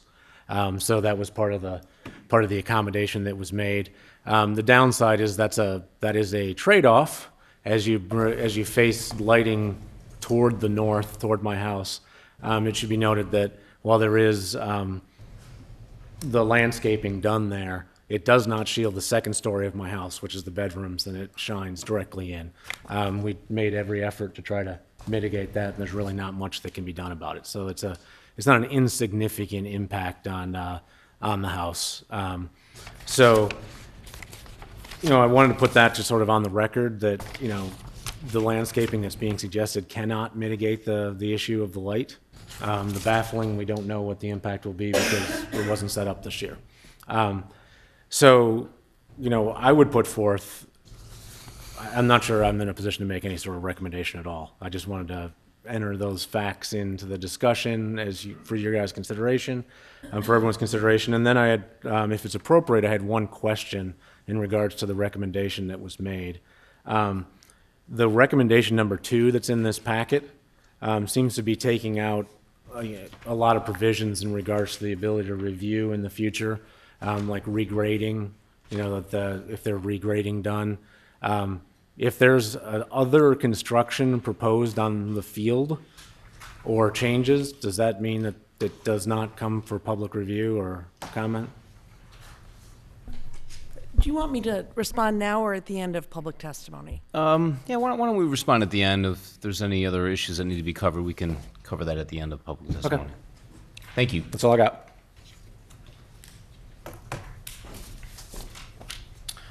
Next, we have Henry Green.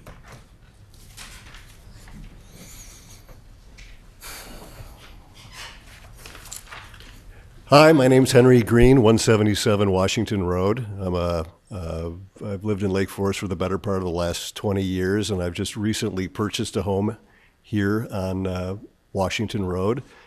And I am thrilled to be a neighbor of the college. And I must tell you that I'm an alum of the college as well. And the college has done amazing things in recent history in terms of their student athletes by developing spirit on campus and teams that are competitive.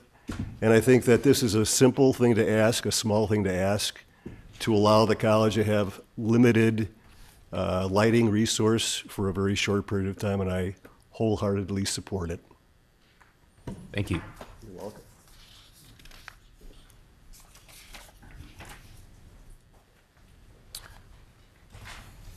Next, we have Mark Matheson.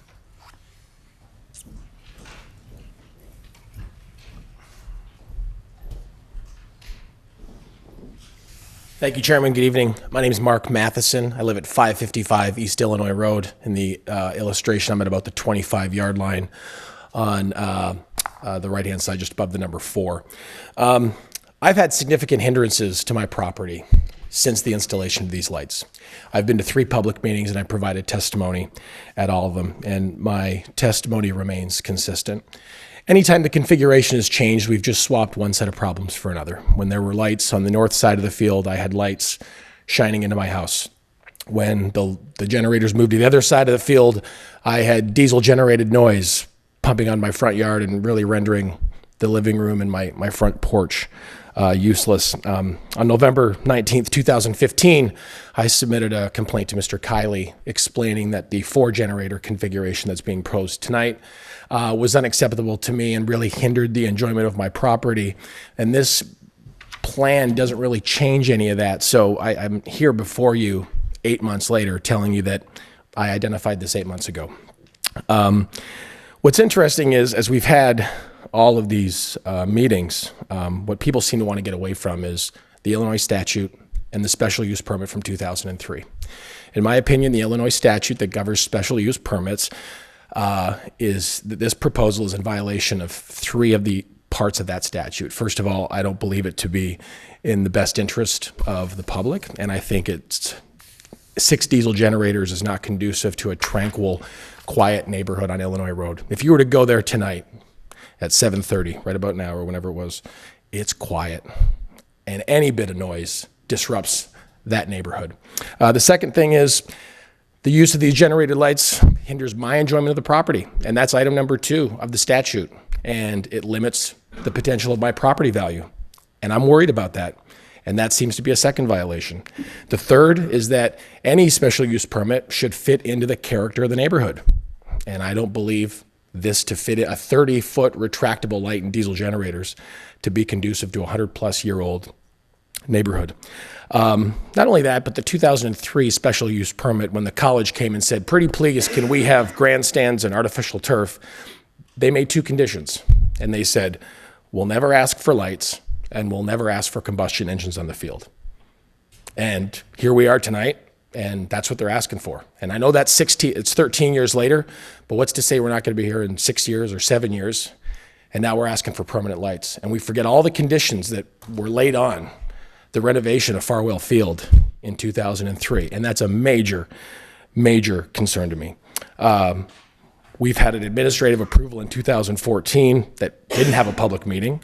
We gave a 1-year experiment, and we're back here for a 3rd time. But what hasn't changed is the Illinois statute and the 2003 special use permit. I respectfully disagree with staff that I understand you make changes to SUPs, but to compare the renovation of a world-class hospital in Lake Forest to granting lights for the recruitment of 150 student athletes, and to even draw any parallel to that, I think is laughable. The recruitment argument made by the college, I think, of 150 student athletes, if that's the only thing that's standing in the way of 150 athletes or students coming to your campus, you might want to look a little bit more inward than whether or not you can have lights for 3 weeks, because I'd probably want to focus my efforts on other things. I'd also challenge the fact that it's a disadvantage to go off campus. I heard Ms. Slatz say on multiple occasions in the other public meetings that if we could go to the Peyton Center in West Lake Forest, we'd be happy to. I'm sure if we went through the transcripts of the last 2 meetings, we'd talk about if that was still an option, we'd love to do it. And then we hear the president talk about the fact that that's a major inconvenience to us. So I'm really just concerned about the rationale and the shifting attitudes of why we're here. I just ask you, please, look at the statute and what the statute says. Look at the special use permit from 2003 and what was agreed to in order to let them renovate that field. This request fails on both of those items. No emotion, facts and data, and I'd respectfully request that you deny this application. And 5 years is a long time for a mistake to be sitting across the street from my home. I purchased that in 2007 with the 2003 SUP in mind, and to be standing here before you and have my home, and I believe the property value threatened is very concerning to me. Thank you. Thank you. Next we have Jim Cantanzaro. Did I say that right? Sorry. Thank you. I'm currently the head football coach at Lake Forest. My wife and I are both involved in the athletics here. She is a coach at the high school. And a couple of things that the previous speaker just brought out that I'd like to kind of brought to, he kind of led me right into it. As someone who has gone through the process at Lake Forest over the last decade, recruiting when we were using the Peyton Center to then being moved to the local high school, West Campus, and then being back on our own field, it was brought up countless times in recruiting. It was also brought up by a local recruit about the disconnect. Do you have support in the local community? That was from a Warren Township graduate. He ended up choosing one of our conference opponents. So that statement is very real that it does impact recruiting. The second component of it is the Peyton Center is not an option, and the Bears do not rent their facility anymore. When we had to actually move out to the West Campus at Lake Forest, that was brought up that now you're at a high school field. You talk about the field that's there at Farwell Field. Lake Forest College has been playing football on that plot of grass for over 100 years, 1903. And it's a place where we take great pride and have great ability to recruit there because of our tie to Hallis Hall, which was the home of the Bears. When we have those home contests, it's a great environment. But to be able to practice where we play is even more important. To have an artificial turf field keeps us safe. The field conditions in the Midwest in November are not safe on grass in many places. The second component of it is these lights, as they've mentioned, help us practice there. They're not ideal. They're not asking for permanent lights. As a head football coach, I would love that. But institutionally, in the commitment to the local neighbors, they've not asked for that, not asked for the heights, and asked for those things, even though they're quieter. Comparatively, the whistles that we use as coaches are the Fox 40 whistle. It's a very standard issue. Their decibel level is almost double what is being proposed on the lights. If you look them up, they're at 138 decibels for a Fox 40 whistle, so it is even less. So even if we were practicing in our normal practice times, the whistles are twice as loud as what those generators would be for the different lights. I hope that you'll support this. I've lived within about 250 feet of that field on 2 different occasions. I've since moved, but the generators, the field, and what it brings to our local community is pretty important. Thank you. Next we have Edward Coe.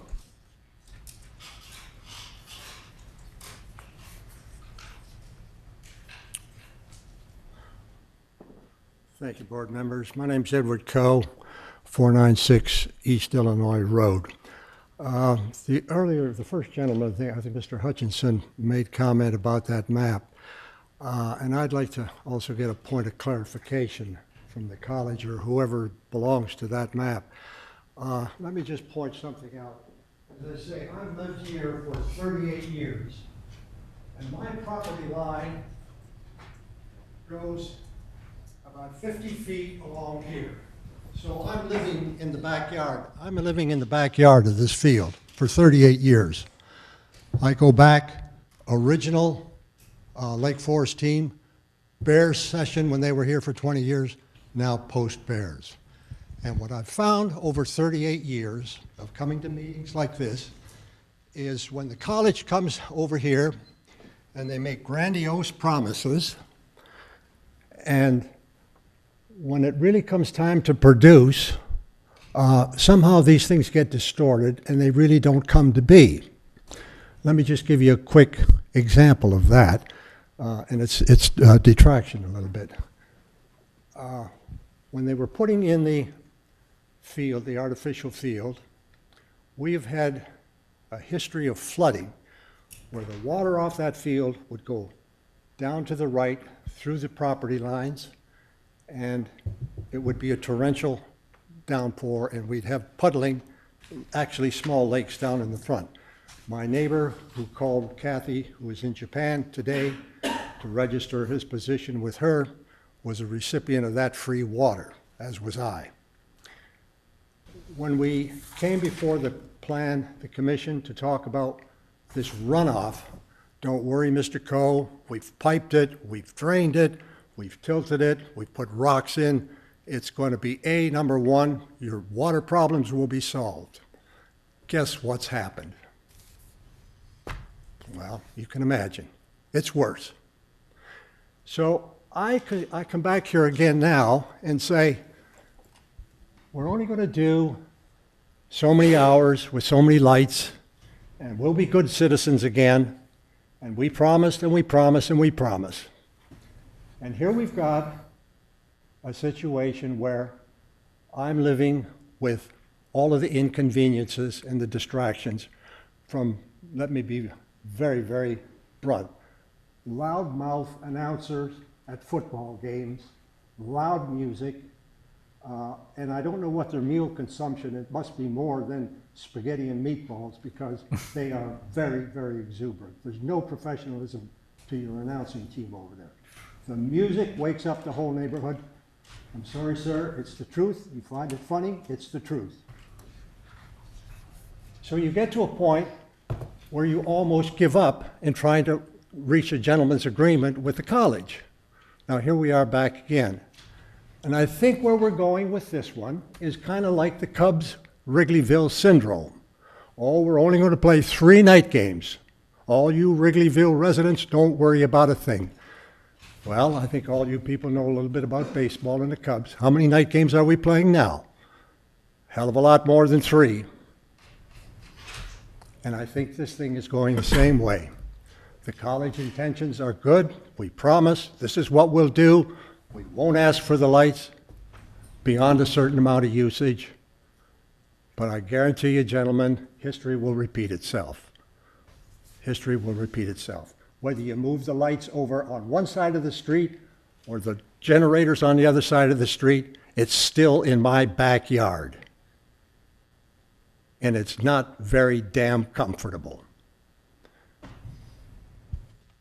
The only thing I would say is, if history repeats itself again, I think we've all done a poor job for the community. The aspect that these people are trying to tell us that they need these lights to recruit 150 kids to play at a small college where I can walk out there on 5 Saturdays in the fall, and I'll guarantee you, you people have seen it also, if you've got 250 people in the stands, you're lucky. You're lucky. I've played in a Big Ten conference. I know what a crowd is. I know what recruitment is.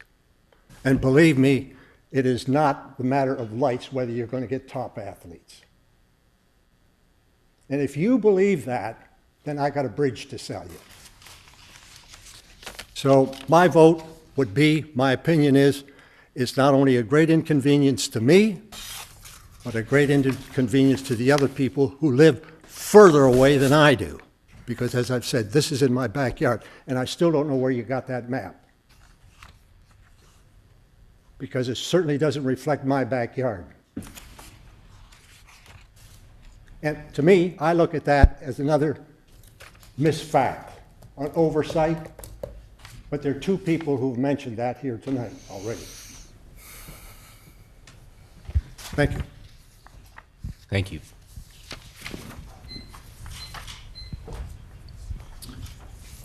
Next, we have Dean Twente. Did I say that correctly? It's close enough. Sorry. It's been mutilated worse. My name's Dean Tinty. My wife, Lori, and my 2 sons live, and we're the fortunate ones, the bottom right that says 85 feet. We're at 524 East Illinois Road. If you look at the west end zone, our property line runs parallel to that piece. And I do say that we're lucky to live there. We bought the house last summer. We're thrilled to be this close to the college. We enjoy the energy it brings to the area. I think that a healthy college is good for the city and the residents of Lake Forest. I sat on our deck, and I think you might have stretched the 85. I don't even think it's 85 feet from there. Last fall, when the baffles were up, we sat on our deck and had a conversation with my family without any issue. I think the thing to keep in mind is that they have to practice on that field. If the generators are so loud that they couldn't actively practice, then you're defeating the purpose. I think most of the points have been made, but I think that the key thing is it is a give and take. And I think that for 27 or 50 hours or whatever, although it is an inconvenience for some people, it's a very bearable inconvenience, and I think the benefits far outweigh any challenges. That's all I have. Thank you. Next, we have Tom Swarthout.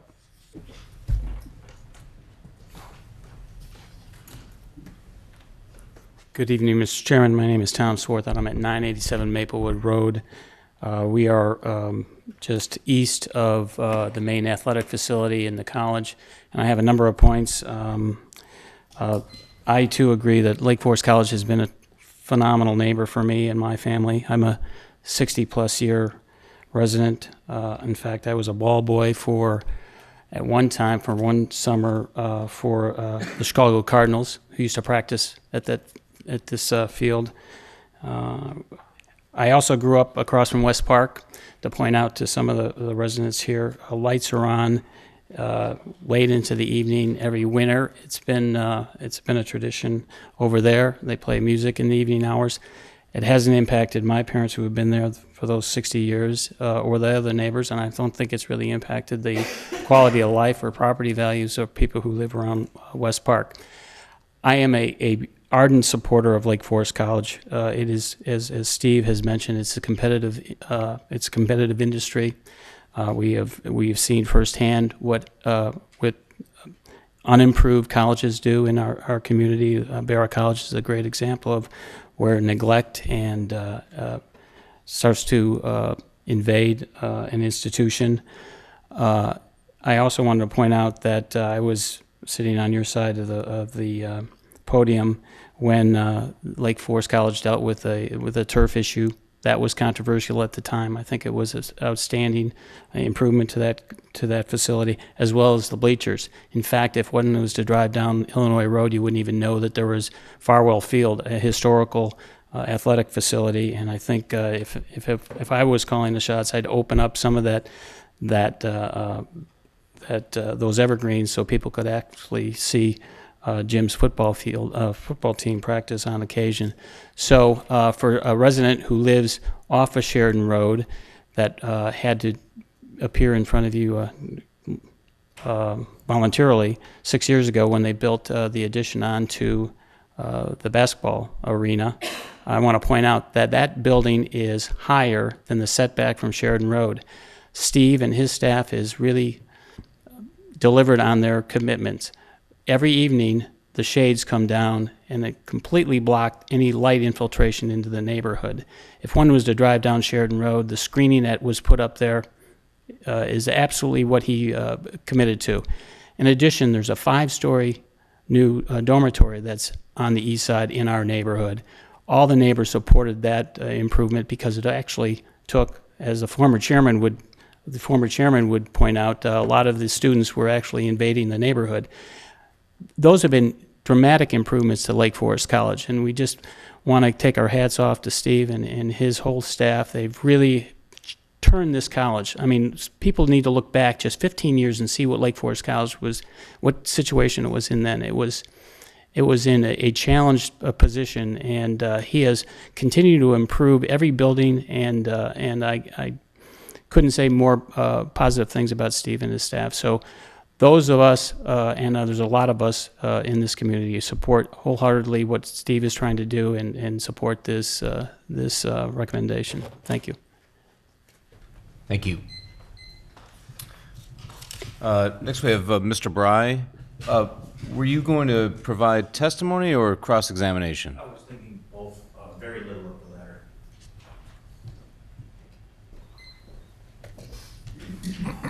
Thank you again for the opportunity to speak, and I know we got a couple of members I haven't seen before. I've been at the prior couple of meetings. My name is Kevin Bry, B-R-Y. I'm representing Lock Buzz Walsh, who's a neighbor on Illinois Road. And I also wanted, by the way, to thank the college. I attended one of their open houses last week, and they were very hospitable and thoughtful, and I really appreciated that. I think the board needs to recall that we're here on a request from September of 2015 regarding the use of what are called temporary lights, the use of which dates back to the fall of 2014. So now we're talking about a third autumn coming up in 2016 and possibly 8 autumns of use since 5 years are being requested. Despite 2 different trial runs, allowed at least in part due to the failure to follow the special use procedures in 2014, and a very late request last year relative to the use of the lights. Despite 2 different temporary trial runs, we find ourselves still considering the request. And I want to call this board's attention to the last meeting, which most of you were at, and I'm sure the new members have had an opportunity to consider and review, where the board continued for 1 month, making it clear the burden was on the college to come forward with substantive changes. Near as my client understands it, and I understand it, the college's plan is basically to keep the lights up until 7:30, not 8 as previously requested last year, but a half hour longer than originally requested in 2014. There's going to be some as yet untested baffling of more lights, which will provide uncertain help in the area of the noise, and the promises of a future report from a college-paid consultant, which suggests that rather than having done or doing the due diligence in recent months, the college is willing and wanting to continue experimenting. I submit that when you start talking about 2, 3, 6, 8 years of lights, you're not talking about permanent lights, or you're not talking about temporary lights. Now you're talking about a permanent or near permanent condition.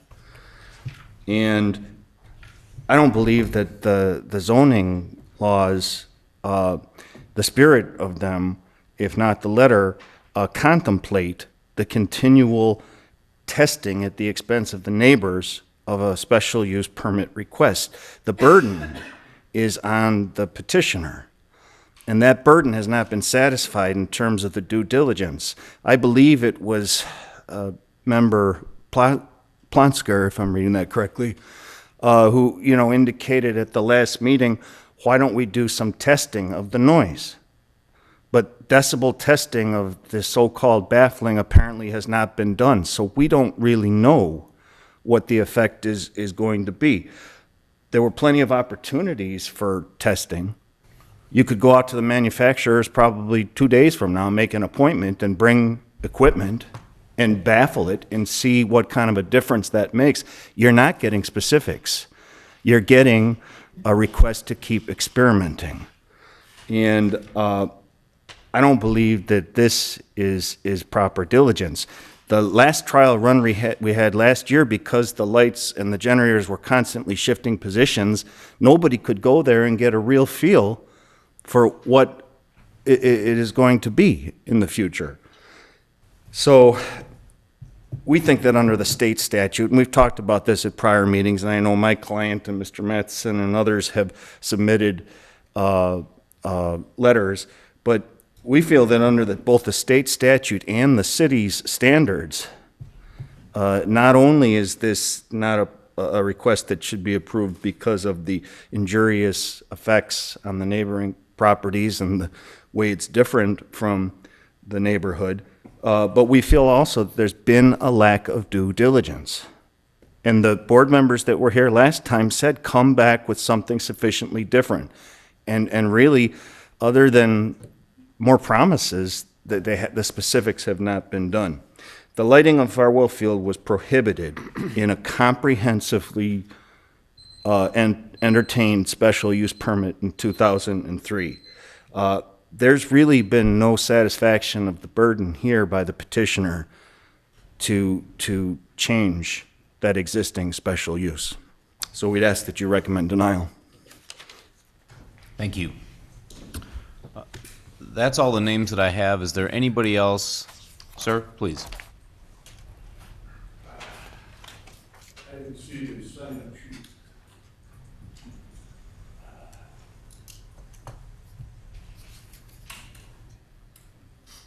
Okay. Takes a little time to get up here. Bob Pasquesi, 172 North Washington Road. I've lived in this neighborhood for 63 years. I watched the Bears, I watched the Cardinals, I watched the college. Never had lights. Now, all of a sudden, we need lights, but that's your problem to decide whether that should be or not. But my question to you is, you're selected to represent the neighborhoods, the citizens of Lake Forest, as of the council and the city manager and staff. All I'm going to ask is one question. If they were going to do this in your next door to your house, would you vote yes or no? That's all I'm asking. And I don't think I need an answer for that either. Thank you.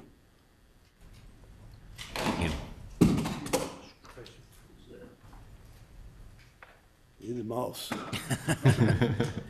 Is there anybody else that would like to provide testimony at this time? Okay, testimony will be closed then. We'll move on to opportunity for cross-examination. Mr. Bry, I believe you've requested that.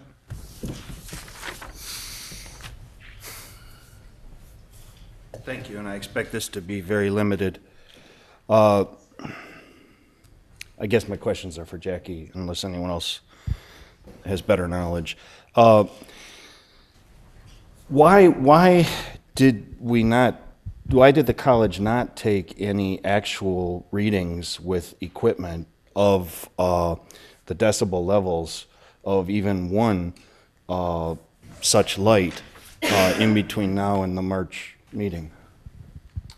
Well, we didn't think that a decibel reading on one light would answer the questions. We felt like to get a true reading for all the neighbors, we didn't think that we took what the specs said from the company. They believe they're very accurate. They've told us that's what it is, and we assume that if it's that with no baffling, that if you put the baffling on, it's only going to be better than that. So that's we based it on that knowledge. But you can't tell the board how much better or give them any facts other than your guess. Correct? Do you mind if I speak for a minute? Not at all. Okay. 2 or 3 points. The first, we basically have one supplier of temporary lights in the Midwest. So it's not like we have 6 we can choose from, but we have one. The decibel levels it provides are those we provided to the board here. As Jackie said a moment ago, we haven't done the baffling that we proposed to do. We believe the best way to do that will be this fall when we have the lights up and baffle all 6 of them. Have a consultant on campus at that time to measure the result of the decibels, and then provide a report that you, neighbors, the board as a whole can react to, and perhaps suggest at that time, other ways that we can improve the situation. But a full-scale testing of what we're actually going to have really hasn't been possible between March and now. But a partial testing, that is either going to the manufacturer's site or having them bring a light to the college and baffling it as you would intend to do and measuring its effect on that one light, that was possible, right? It was possible. Again, I think we will get a better test of that if we get permission to put the lights up and do all 6. So we have not done that. So there's... Just in terms of the usage of Farwell Field without lights, it's true, isn't it, that in November, at 4 or 5 o'clock in the afternoon, it's still light enough that a team can practice, right? Prior to daylight savings time, yes. So so once daylight saving times kicks in, can anybody practice without a light, say from 4 to 5:30? No. In early November? Nope. Okay. So it's necessary to have the lights on at 4 p.m.? Correct. Okay.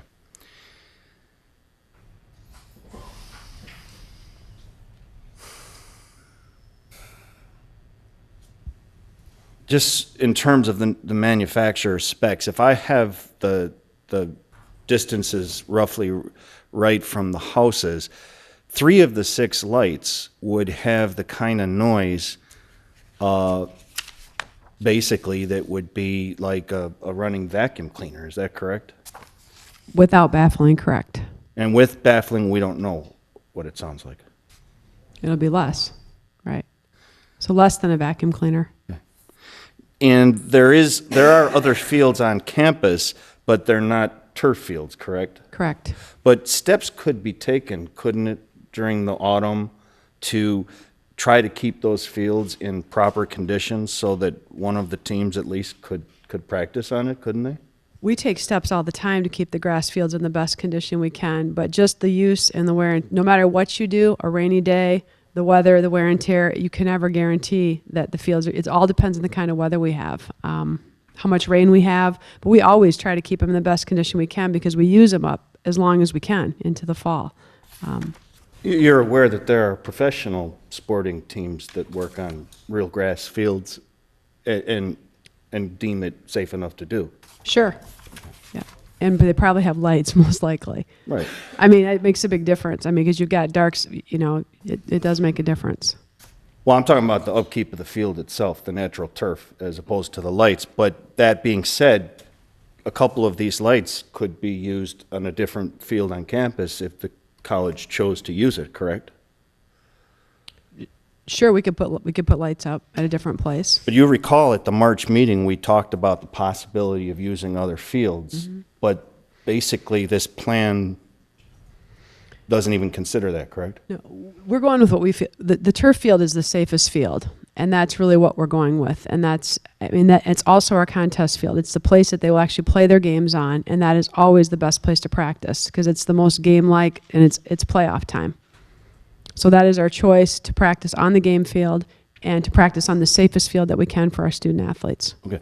That would be your preference, but that is prohibited by, absent a new permit, that's prohibited by the special use permit that the college sought in 2003, correct? You're asking me if we were allowed with the Chicago fire when the No, 2003? the 2003 comprehensive special use permit prohibits what you would like now, correct? The use of lights. Okay. I don't have anything else. No, it doesn't. Right. It said. The 2003 permit allows lights on Yeah. Farwell Field? Yeah. You want to talk to that? The specific prohibition in that 2003 agreement is for the Chicago Fire to install lights. Okay, but you're aware that that absent a special use permit, lights may not be used at Farwell Field, correct? I assume that to be the case. That's why you made the request, right? That's correct. Okay. Well, nothing else. Thank you. Okay. Final questions from the board to petitioner or staff, or direction to petitioner or staff to provide additional information. I guess I have a question to the college, and that would be even though there's one provider of temporary lights in the Midwest that you've talked about, is the level of baffling that you're proposing to put on the generators this fall the maximum amount of baffling that's possible to put around those? Because when I look at them, it's sort of 4 canvas or some sort of material screens. Doesn't do anything to mitigate the sound coming from the top. And it seems like there would be a much more sophisticated way to baffle those generators. And whether, I don't know if you've investigated, whether it's cost prohibitive, whatever it is, I guess I'm just wondering, you know, if you get the approval and you put those baffles on the lights this fall and it's still a nuisance to the neighborhood, is there anything more you can do? Or is that sort of it? Hopefully the consultants I was just gonna- will help us with that. That would be my answer. I mean, we are now baffling, which we have not done before, all 4 sides. If it's possible to baffle on the top, that's a question that I can't answer. But it's a reasonable question. I'm just not in a position to answer it. I do believe that the kind of consultant the city has considered for the fall, that would be within that consultant's expertise to advise us. I mean, I wonder if there's a way to completely enclose the generators so that there's virtually no sound. It may be very costly, but who knows? I mean, I don't know because I haven't done the research. That would seem to me to be one of the big obstacles here. Right. The only thing it's a reasonable, I'm sorry. There's got to have some sort of form of airflow. Right. Well, you can vent. I mean, there's commercial generators that power office buildings that are completely enclosed and, you know, baffling and they're vented. So If, I would just add this, if the board sees fit to approve our request, then our intention is to baffle as completely as possible. The four sides that we have committed to do now, we believe will substantially reduce the amount of sound that comes out. We've already given what the manufacturer's specs are, I mean, at any distance from the field. But if it turns out that a consultant recommends a different process that isn't cost prohibitive, but that also will, even more than the four-sided baffling, reduce sound, we'd certainly be willing to consider it. I think we've made a good faith effort to come up with a way of baffling sound that is significantly more than the college has done in the past. And my personal belief is that that's going to reduce the level of sound emitted quite substantially. But again, we will know that better this fall if we get the permission to go forward. Thank you. Sure. I have a question of city staff. An assertion has been made this evening that the proposed special use permit is potentially in violation of Illinois statute. Do you have our city attorney's opinion on that? The findings that are in the state statutes are addressed on pages 6 and 7 of your staff report. There are 8 specific findings. I'd be happy to read those, but those do speak to and provide a basis, a rationale for our findings that, in fact, the use of lights is consistent with the character of the neighborhood. I would assert that, in fact, the character of the neighborhood is very much the college. That the vitality of the college is important to supporting the property values in the neighborhood, and further detail are provided in those findings. So we do believe that the required findings are met for a special use permit. Thank you.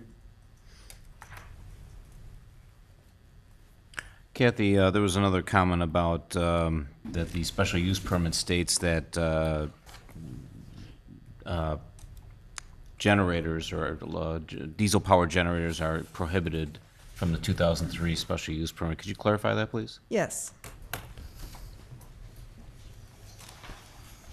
The 2003 special use permit included a number of conditions that spoke directly to the construction of the press box and the bleachers. Those we're suggesting be eliminated simply because that construction is done. There are 2 conditions of the 2003 special use permit that we are recommending be retained. One of those states, as mechanical equipment is replaced on the site, measures shall be taken to mitigate the noise and visual impacts of the equipment on the surrounding neighborhood. It does not prohibit mechanical equipment, but requires mitigation, consistent with what is being proposed tonight. There's an additional condition, number 11, that states no mechanical equipment with internal combustion engines shall be used for purposes of heating or watering the field due to noise impacts on the neighbors. Heating and watering the field were seen as being ongoing uses that would be daily in most cases. So in that case, mechanical equipment with internal combustion engines were prohibited. What is proposed with the temporary lights and the generators is not something that was specifically prohibited. Frankly, it wasn't anticipated. Thank you, Kathy.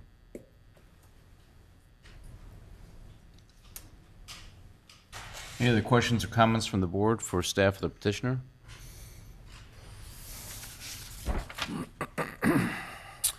Okay, petitioner rebuttal. Opportunity to rebut any of the testimony that's been put forth.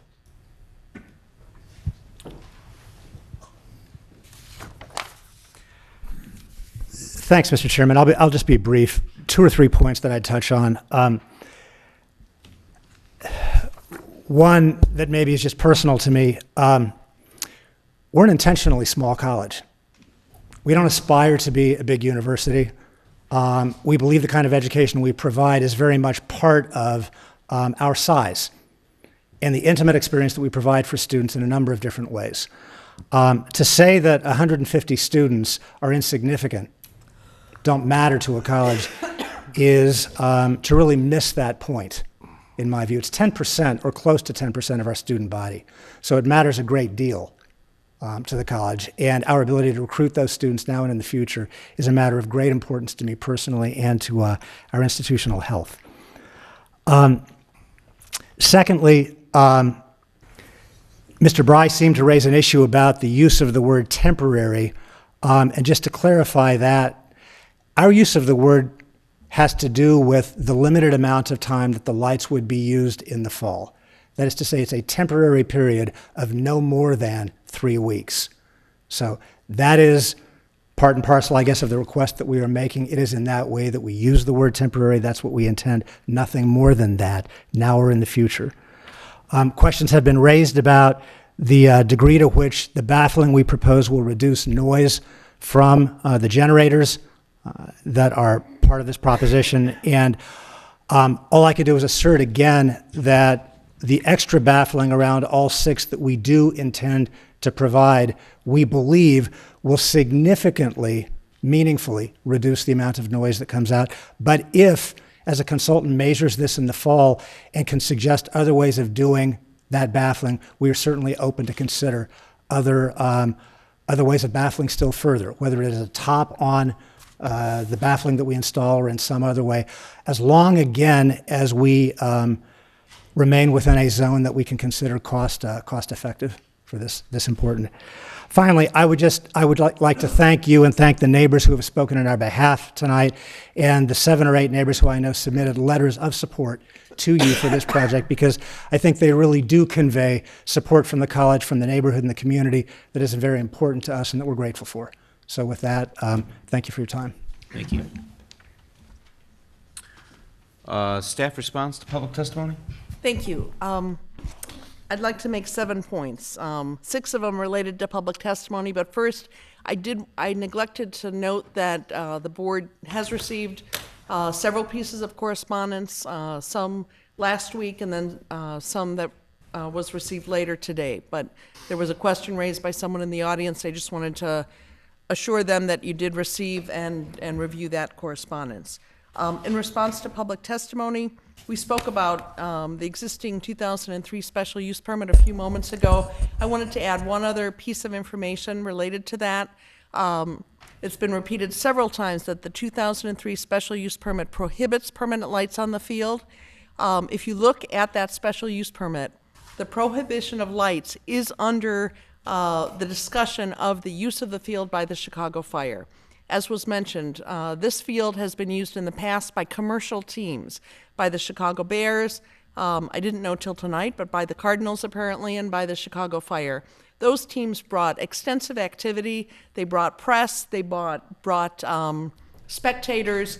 Those commercial uses of the field are no longer permitted and could not be, and an agreement could not be entered into by the college to allow those uses unless that matter came back before the college. So that is a significant change, a reduction in activity that used to occur on those fields. Second, there was a question about whether if other projects occurred on the field, if Hallis Hall was expanded, or if the elevation of the field was changed, would that require review? Would that require engineering plans? Yes, absolutely. Any construction on the college campus or elsewhere that requires regrading would require submittal of plans and review by the city engineer. There was a comment that this petition really isn't comparable to the hospital. It certainly isn't in scale, but I can assure you that the neighbors that live close to the hospital, as was pointed out, the hospital is a much, much larger project, but I can assure you those neighbors had and have ongoing concerns about parking lot lights, about lights in the new hospital. And we are working with them and working with the hospital to mitigate those impacts by the selection of fixtures, by plantings, and by continuous work to address issues. There was a point made that the burden is on the college to demonstrate that this proposal warrants approval. And in the staff's opinion, we do believe that the college has done a significant amount of due diligence. I know that I personally have sat in 2 meetings since March where we looked at the entire college campus and we looked at other opportunities where practices could occur. We weighed the conditions of fields, the impacts of having multiple lights on the field. So various options were considered. And finally, with respect to the consultants, again, I have talked to a number of consultants. We've offered to give them specs. We've offered to have them contact manufacturers. What they said, every single one of them said, the very best information we can give you will result from us going out to the site before, just on a normal afternoon before the lights are used, and using that information to compare in real time what's occurring on the field. The consultants were very confident that if in fact the baffling that was occurring wasn't sufficient, or there were opportunities to reduce impacts on lights, that they could give us good impact or good recommendations.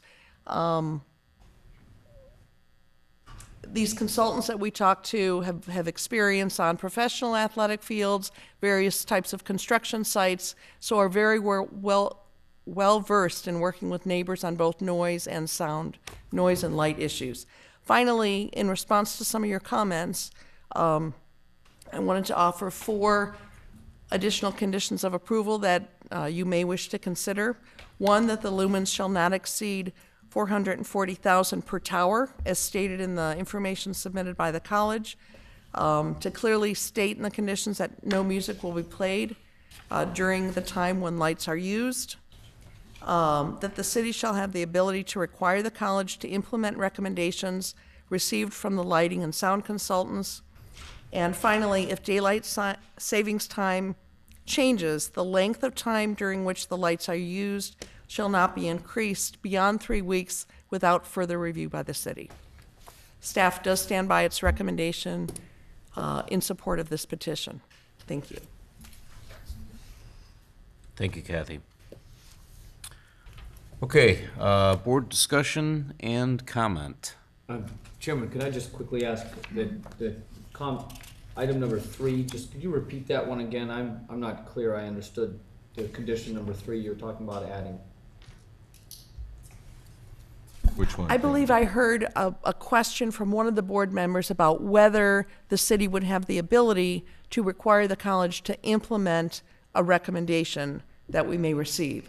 So just a condition, and again, we will work with the city attorney on wording, but a condition that will have the effect of allowing the city the ability to require the college to implement recommendations from the lighting and sound consultants. Thank you.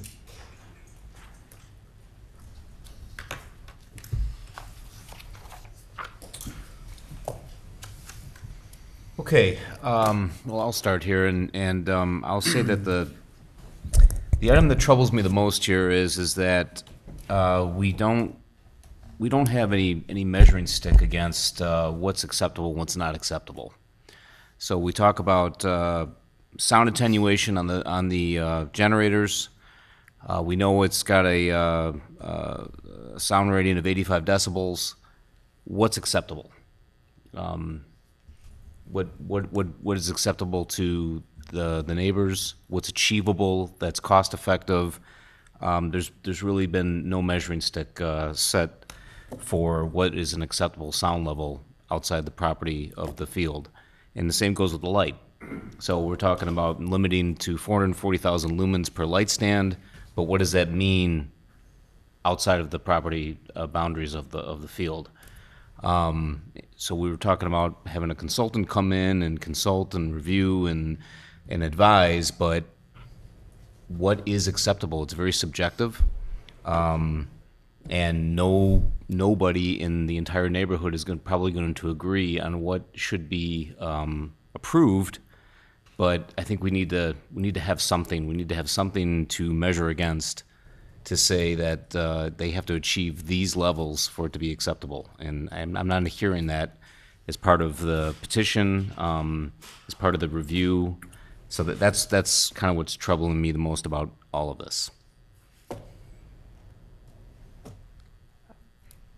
I can offer that we have had that conversation with the consultants, and specifically the fact that the City of Lake Forest Code does not speak to decibels or lumens. So in all the areas where private clubs or parks have lights and noise, there is no standard. We have talked to the consultants, and they are prepared in their review to help us understand acceptable levels in other communities. In fact, they talked about looking at neighboring communities that may have some standards in their code. So I would expect that that would all be part of the work that the consultant does. So Kathy, can we approve something with that kind of gray area? I mean, I know we're talking about, we've got a condition here that the consultant's recommendations get implemented, but it's still a little, right now before us, we don't have that defined. It's a little gray, so. And in other cases where lights have been approved or even evening activities have been approved, there have not been those standards. So this would raise the level of scrutiny of this, and we are raising the level of scrutiny of this petition above the level that has occurred in the past. And I think that's why bringing a consultant in certainly offers that opportunity for, at the city's discretion, to choose a consultant and to have those discussions. But at the same time, to give the college some certainty, if they're going to spend the money to purchase baffling for all 6 lights, I think there needs to be some certainty and some time over which we can study and modify and really hone in and answer those very specific questions. In the years that the lights have been used, in 2014 and in 2015, yes, we have received some complaints. We have not received an extraordinary number of complaints. Certainly many homes were affected, but I would not say that those trial years were failures. In fact, I would say that they gave us information and they indicated that it was not it was not something that we could continue to work to find the right balance. Yeah, thank you. Mr. Chairman, I think you ask a salient question, an important question. However, on this point, I am willing to trust the city and their engagement of a consultant to essentially set a standard that's higher than any standard we've previously set with respect to the installation of lighted outdoor areas at night. So on that score, I'm prepared to trust that condition of the approval for this SUP. I'd also like to just kind of recap where we've come from. I mean, this is our 3rd meeting over the last year or so, year and a half. And I have seen significant progress made here. The college has agreed no music during practice. That was a prior condition. The hours of use have been reduced by way of compromise from 4 to 8 p.m. to 4 to 7:30 p.m. Originally, there were 3 lights pointing towards Illinois Road. Now there's none. The original baffling solution was to use gym mats wrapped around the light poles. And now we're talking about manufacturer specs for baffling. There's new landscaping.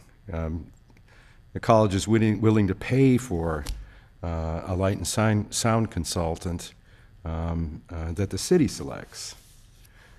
And finally, we're talking about 3 weeks, 5 days per week, 3.5 hours per day. In each of the last 2 years, none of that contingency has even been used.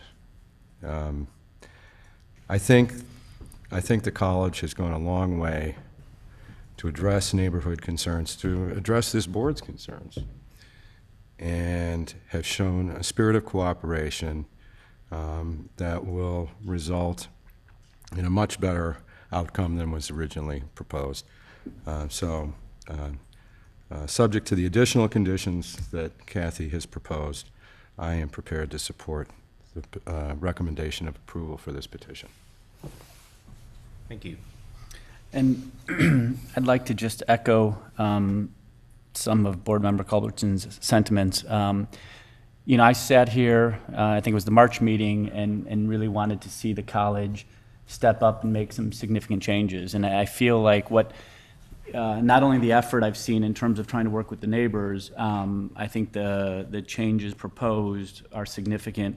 All the ones that were just mentioned, but also, you know, the reduction in time for the lights, you know, from 60 to 52.5, although only a 12.5% reduction. To me, that's a significant half hour in you know, the average person's daily life. You know, families with small kids, you know, that may be going to bed earlier. I mean, 7:30 is much different than if it was cutting it from 11 o'clock to 10:30. I mean, so I think that's also, I was happy to see that effort. And so I thank the college for all their efforts. And, you know, I would just close by saying, you know, there isn't a plan that's going to work for everybody, unfortunately. And so all we can do up here is try and, you know, weigh everything and try and make a decision that is best for all. Agreed. Mr. Lewis, comments? I'm still trying to get my head around the idea that there, what's not clear to me is any repercussions if any of these guidelines are not adhered to. What are the consequences, and is it necessary to have a 5-year trial period going forward? We feel like we've learned a lot in 2 years. Do we need 5 more years to test this further? That seems to me that's a long time, and I heard that from some of the people here tonight. Am I the only one thinking that 5 years is a long time? Well, I think we're asking the college to make some investment here in the sound attenuation materials. So I think they need to have at least some level of certainty that they're going to be able to do this on a continual basis. So I think that's. What's the, sorry to interrupt, and I don't know if you can answer this or if you want to answer it, but what is the cost of purchasing the baffling equipment, and what would be the cost of increasing the amount of baffling that's done? And I mean, that's sort of I'd be curious if you could talk about that. Yeah, what I can answer now is that the projected cost of the baffling and landscaping that we're contemplating maintaining going forward is probably in the $50,000 area. Okay, thank you.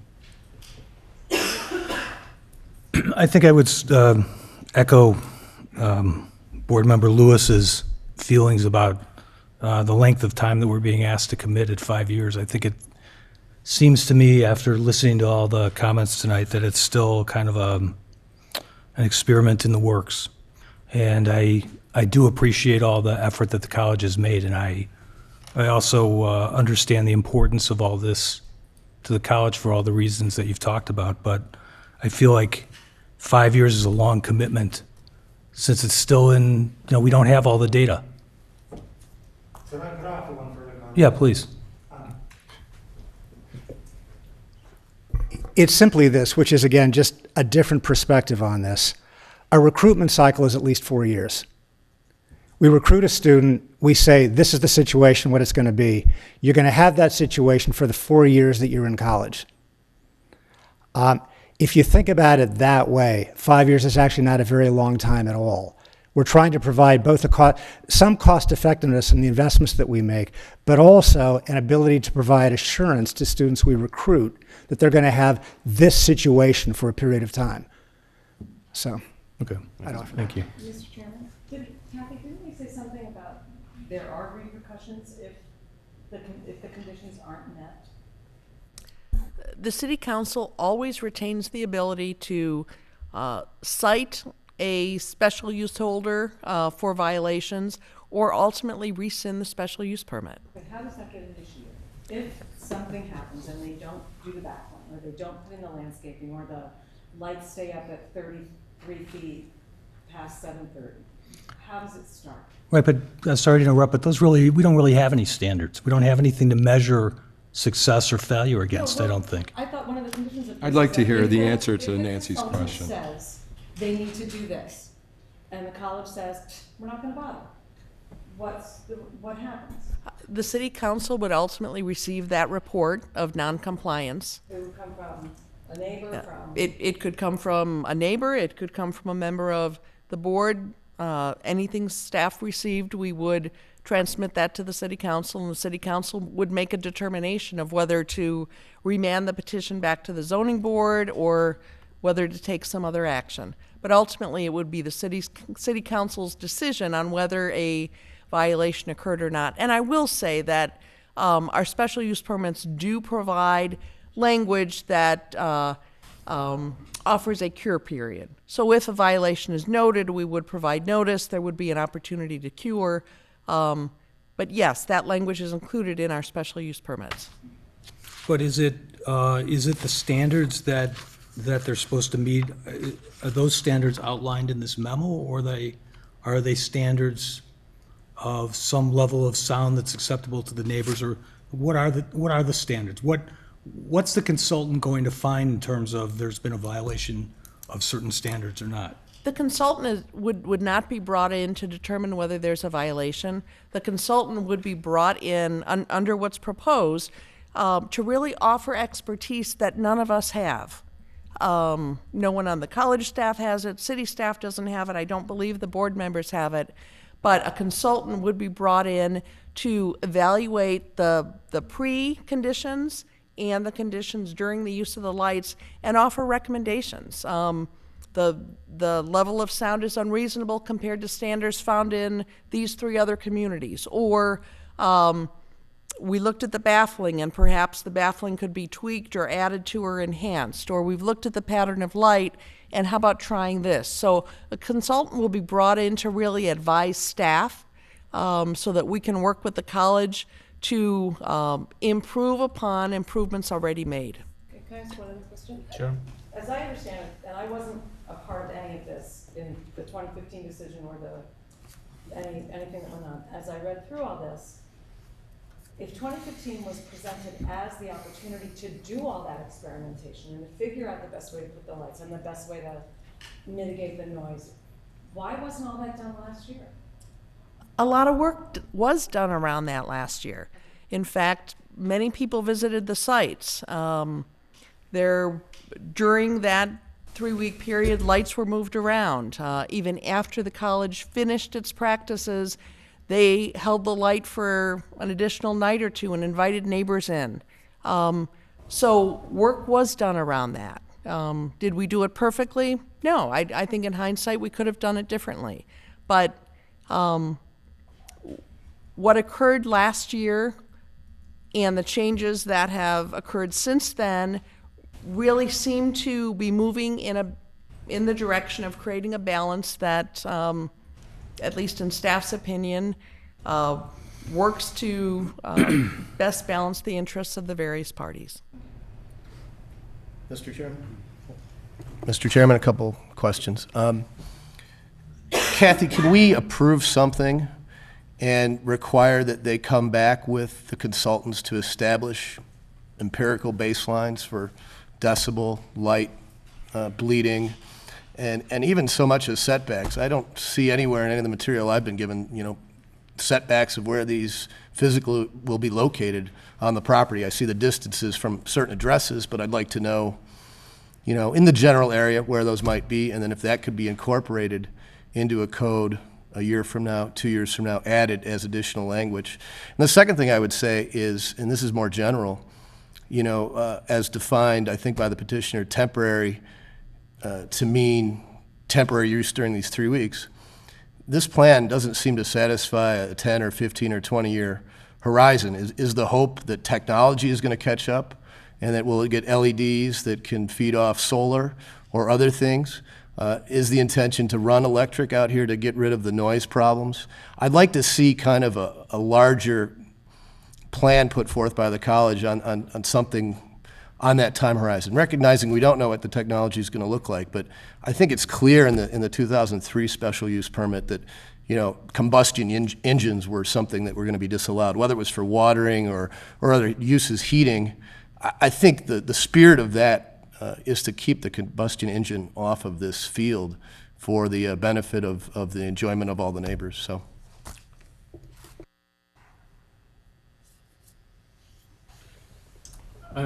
Perhaps I can just, my understanding is LED lighting was asked about. I think we asked about it at the last meeting, and it's my understanding the technology does not exist in the rental form for that, providing the current power source. So they need the generator with the lights that are available. That's my understanding, and so I think your point is valid. 5 years from now, LED lighting might be rentable, and the noise issue would go away. It would just then be the light issue that people would be concerned about. So Also, there's been a reluctance to hardwire the lighting altogether. And what's the impetus for the reluctance to hardwire? Permanence. Yes. But we've heard from the petitioner tonight that it is permanent. It is not Did I mishear permanent. that? No, I think that it could be. They used remove it. 365 a year.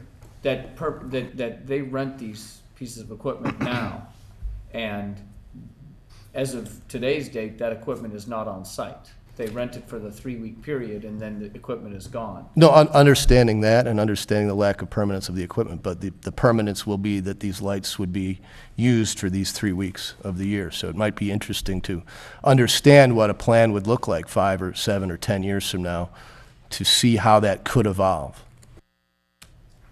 And actually, that is the basis for the recommendation that says the city council will proactively review this in 5 years, because the college may come forward with a new master plan. There may be some changes on South Campus. There may be new technology. And the thought was, given that 5-year time frame, again, with an unprecedented requirement for city council review in 5 years, gives us that opportunity to answer your questions, but also gives the college some certainty, the basis to make expenditures, and allows us to really work with a consultant to see what those opportunities are in 5 years. The consultant would be engaged for this season, correct? And then any recommendations would be implemented for the following season. Correct.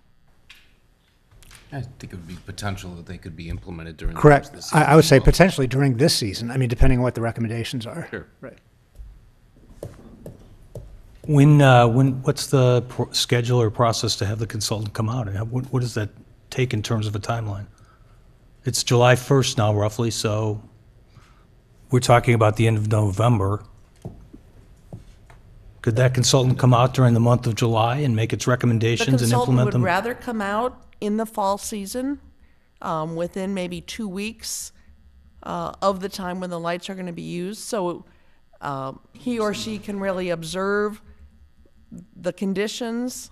Again, real time seemed to be very important for the consultants. Is that time enough to order the baffling? The baffling is as recommended, the baffling is a requirement, is a condition of approval. The baffling would be ordered, the baffling would be installed. Wouldn't you prefer to have the consultant's input before you make a dollar The consultants have commitment? said the best thing they can do is provide the input real time. They have this information, but they said the best advice they can give us is if they're there observing real time, so they can say, move this here, add that, try this. Did you get an opinion from the consultants about this material, whether it would be effective or not? Put it on all 4 sides of the generators? The consultant said this is a standard material, but, and again, we talked to numerous consultants, but that looking at, rather than just simply looking at material, looking at the conditions, looking at the neighborhood, looking at the proximity of the homes, the direction of the lights, all of that is important, rather than simply looking at the specifications for either the lights or the baffling. So if this resulted in a recommendation for even greater expenditure within reason, which is a subjective term, but I take it the college would be prepared to spend additional funds?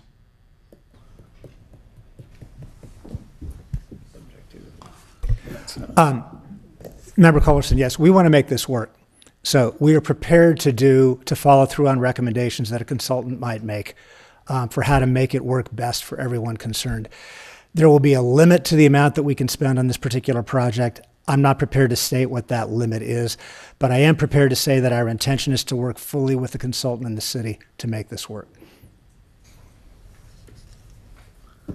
I guess I would have been a lot happier if the consultant had come out last season during the middle of the experiment and said, based on this, and here's the generators, and here's the noise level, and this is based on everything we know about every other community with this situation, this is the sort of baffling that you need to put in. Whatever it is. It might be a box with venting where you can hear a pin drop. I mean, I just don't know. I'm sure that's out there. It may be very expensive, but it would have been, instead of having to make a 5-year commitment now with all these unknowns, would have been great to have that guy plugged in a year ago, I think. Because I think I was the one that said last time, I think I'd love to have more information before we make a decision. And I think I feel like the same way now. I just feel like there's still a lot of unknowns to make this sort of commitment. And I'd just like to add, as much as I think that information would be extremely helpful, I think we are we're analyzing this to a degree that I think is very difficult to quantify and regulate. And so, with all due respect, I mean, we heard from the gentleman who is the most affected by the sound at whatever, I can't remember, 524 East Illinois, who's the closest to a generator. And, he said he was able to have, a comfortable conversation on his deck. And again, I know that it's subjective, but, we know the manufacturer specs in terms of comparable sounds. We know that with the baffling, there'll be less than that. How much less, we don't know. But if it's 10%, 20%, 50% less than a canister vacuum, I think we need to keep things in perspective. It's just hard to really put a specific number, I think, on the sound issue. And so that's my thoughts.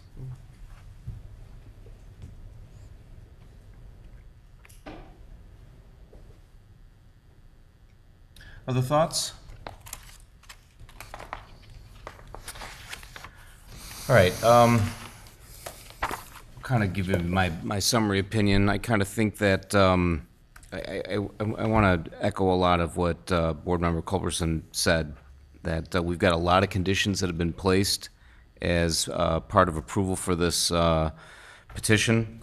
I think we do have to take into consideration the fact that it is a 3-week period.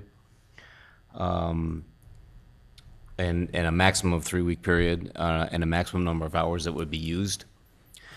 We are going to retain a professional that's going to review this and work with the college and the staff to try to make the most reasonable adjustments necessary. And I think it can be an ongoing thing during the course of the season, and I think it probably could even go beyond this year if necessary. And I think we've got a boundary on it of a maximum of 5 years where it could be reviewed again. I think all of those things, there's a lot of boundaries on this thing. And I think that we need to make a decision tonight to move this thing forward or not. And I'm feeling that I'm in favor of the petition with the conditions. So, with that, I'd like to ask if somebody would like to make a motion for approval. Mr. Chairman, I recommend approval of an amendment to the special use permit for Lake Forest College to allow the use of temporary lights on Farwell Field on an annual basis, limited to the conditions stated in the staff report and the other 4 or 5 conditions that Kathy enumerated. orally here. Do I have a second to that motion? Second. Kathy, why don't we do a roll call for approval? Can I ask one question first? Sure. Does that motion include the amendment to the 2003 that removes the specific language Maybe we want to take that separately. related to the Chicago fire? Can we take that separately? You sure can. Okay. Sure. Roll call vote. Board Member Culbertson? Aye. Board Member Pasquesi? Aye. Board Member Seaman? Aye. Board Member Plonsker? Aye. Board Member Lewis? Aye. Board Member Novit? Chairman Pickus? Aye. Okay. Motion passes. 7 ayes, no nays, the motion passes. Thank you, Kathy. Okay, there you have it. Motion passes. So now, subsequent to that, we should also review the proposed amendments to the 2003 special use permit as outlined by staff. I guess I will ask if there's any questions for staff about the amendments that they have outlined in staff report.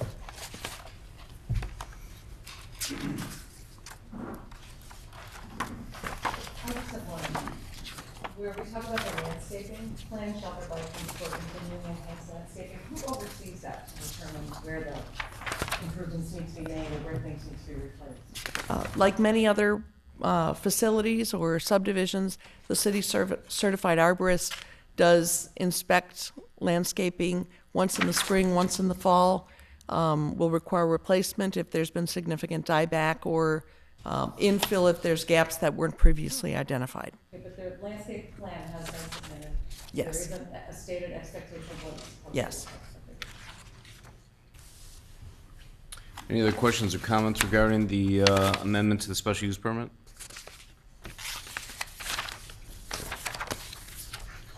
Any board discussion regarding the amendment to the special use permit? I have a quick question. Number 11, with the issue we discussed, no mechanical equipment with internal combustion engines shall be used for the purposes of heating or watering the field due to minimize noise impacts on the neighbors. Is that relevant anymore? I mean, watering an artificial field? It may not be. I guess I would be reluctant to take it out. Okay.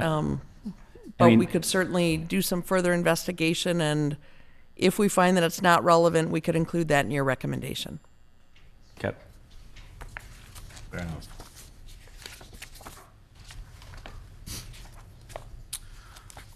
Okay, hearing none. Would someone like to make a motion to approve the amendments to 2003 special use permit with the additional review of item number 11 by staff? Mr. Chairman, I'll recommend an update to the current conditions in the SUP pertaining to Hallis Hall and Farwell Field, as stated in the staff report, and including the most recent question about number 11. Have a second? Second. All in favor? Aye. Aye. Opposed?